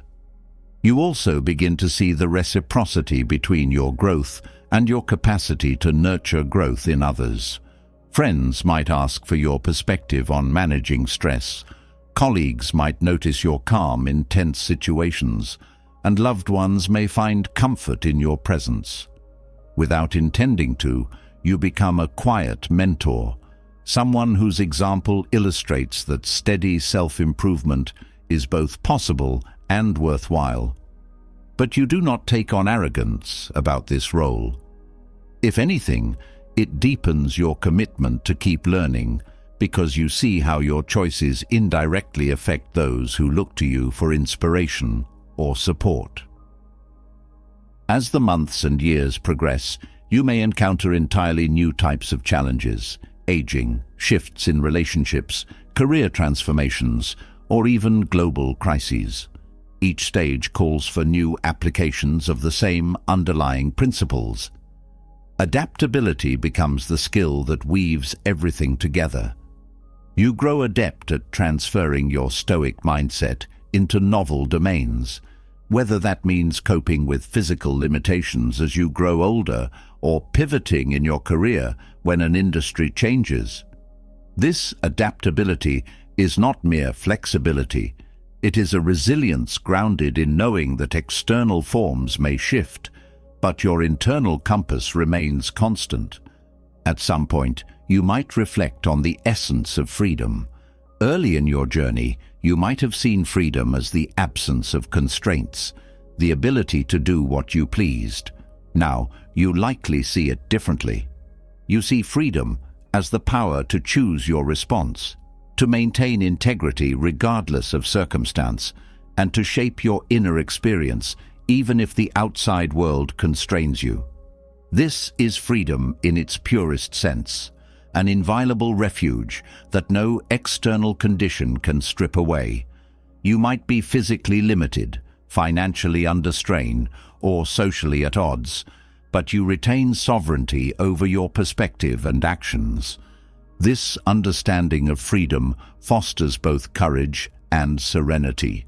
Courage arises because you are no longer paralyzed by what others might think or by the possibility of failure.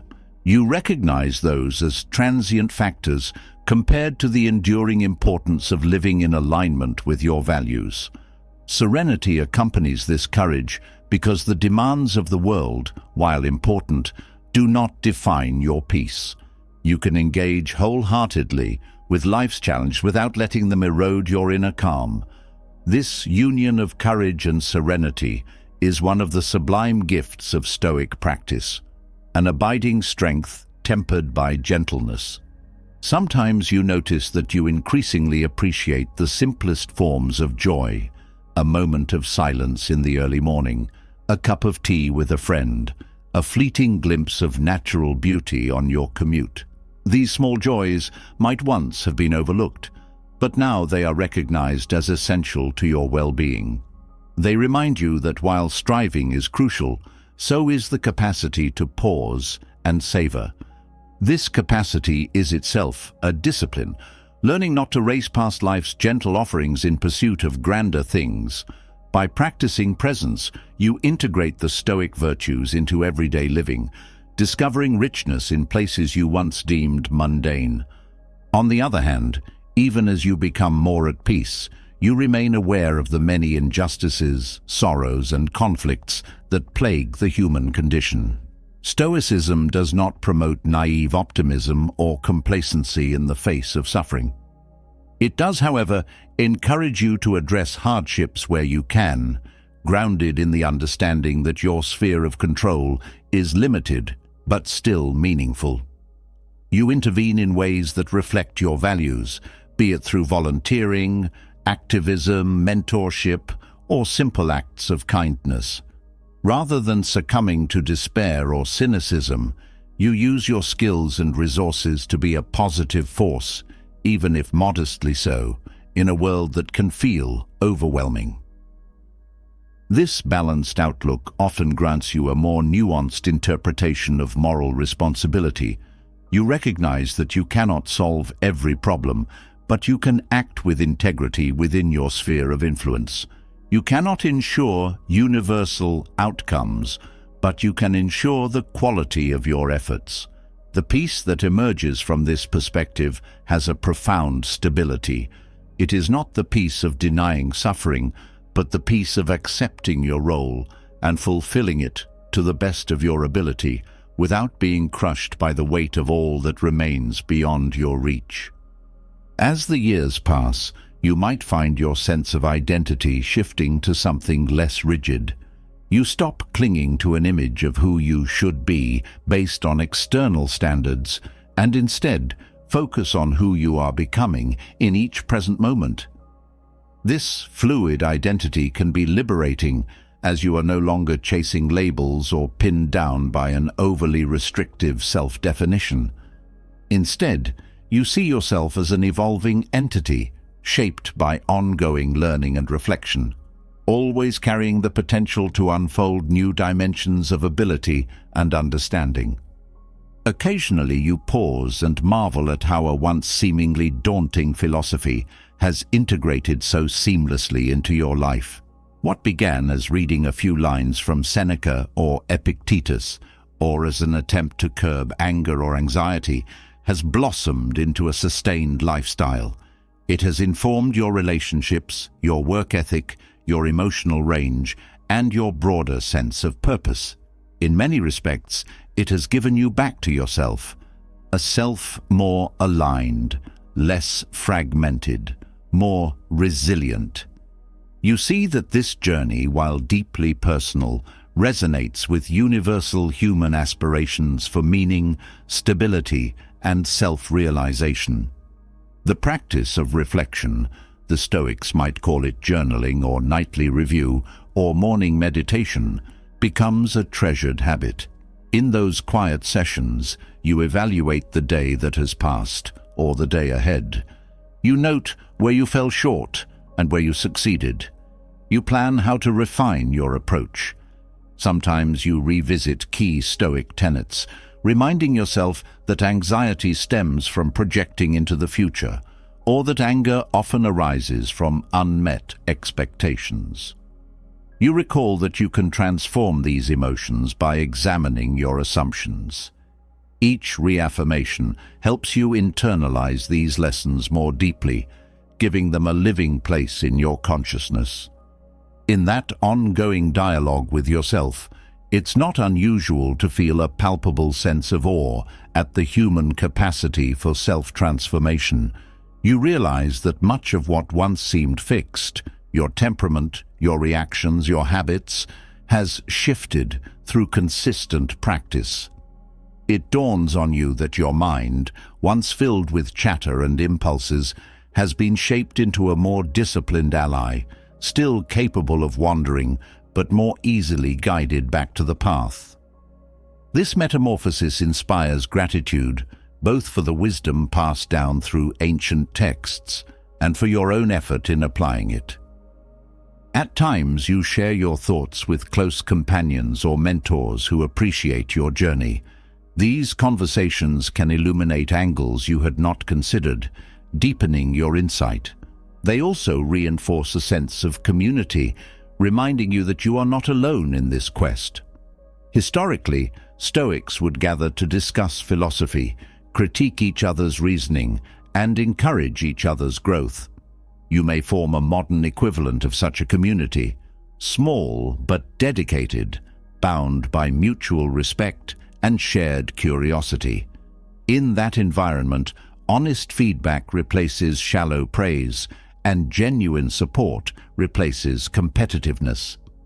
Eventually, you may discover that teaching or guiding others about these principles accelerates your own growth, whether through formal mentoring, occasional workshops, or simple casual exchanges.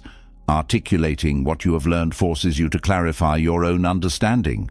You see your blind spots more clearly, refine your explanations, and remain vigilant about hypocrisy, knowing that nothing undermines credibility like preaching ideals you do not practice. This dynamic of teaching and learning forms a virtuous circle where your own commitment deepens in tandem with your ability to illuminate the path for someone else.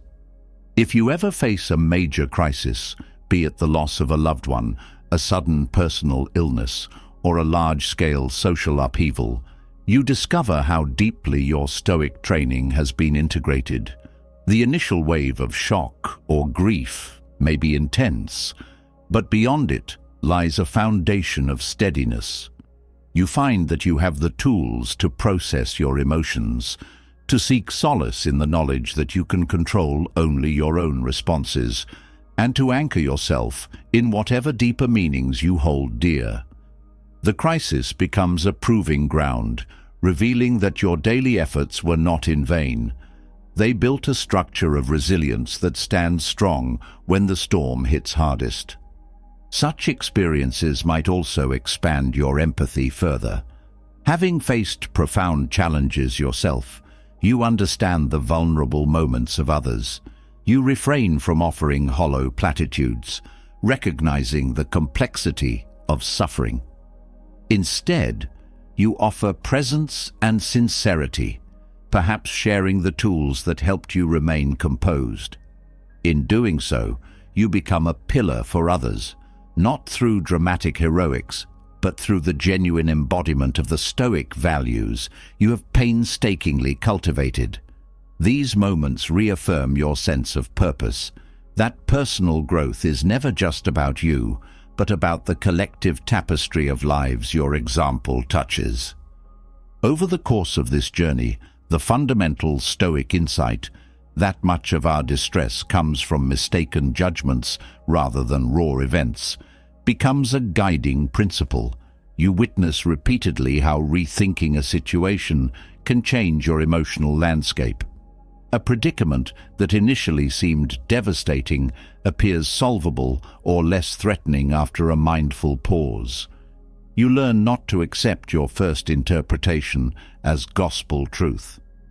This skill gives you a psychological agility that can keep you from spiraling into despair or anxiety. You remain aware that nothing out there in the external world has the power to define your inner state, unless you grant it such power. Likewise, you refine your sense of gratitude, not a forced optimism, but an earnest recognition of life's gifts, however small. In the hustle of modern existence, gratitude can easily be overshadowed by complaints and desires for more.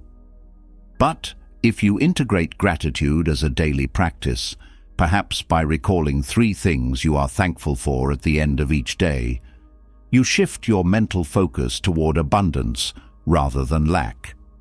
This is not to deny what you lack or the legitimate struggles you face, but to balance them with an awareness of blessings. Over time, this shift in perspective fosters a kind of humble joy, a feeling that even amid trials, life offers innumerable moments of grace. This joy also manifests in your approach to challenges. Where once an arduous task felt oppressive, you now see it as an arena to test your capacity and refine your skills. Whether it's tackling a demanding work project or learning a new discipline, you embrace the difficulty. You recognize that pushing through discomfort can yield both external results and internal fortitude. The line between challenge and reward blurs because the very act of wrestling with adversity becomes rewarding in itself. It shapes you into someone more capable and confident. Sometimes you will fail. You will encounter undertakings that outstrip your abilities, or you will miscalculate a situation. You will disappoint yourself or others. Yet, the Stoic practice of resilience teaches you to see failure as a teacher. You ask, "What can I learn from this?" Instead of wallowing indefinitely in guilt or shame, you channel your disappointment into a refined strategy or a deeper self-awareness. You might identify a skill gap you can fill, a misconception you held, or a flaw in your approach. By reframing failure this way, you convert what could have been a final defeat into a stepping stone for new growth.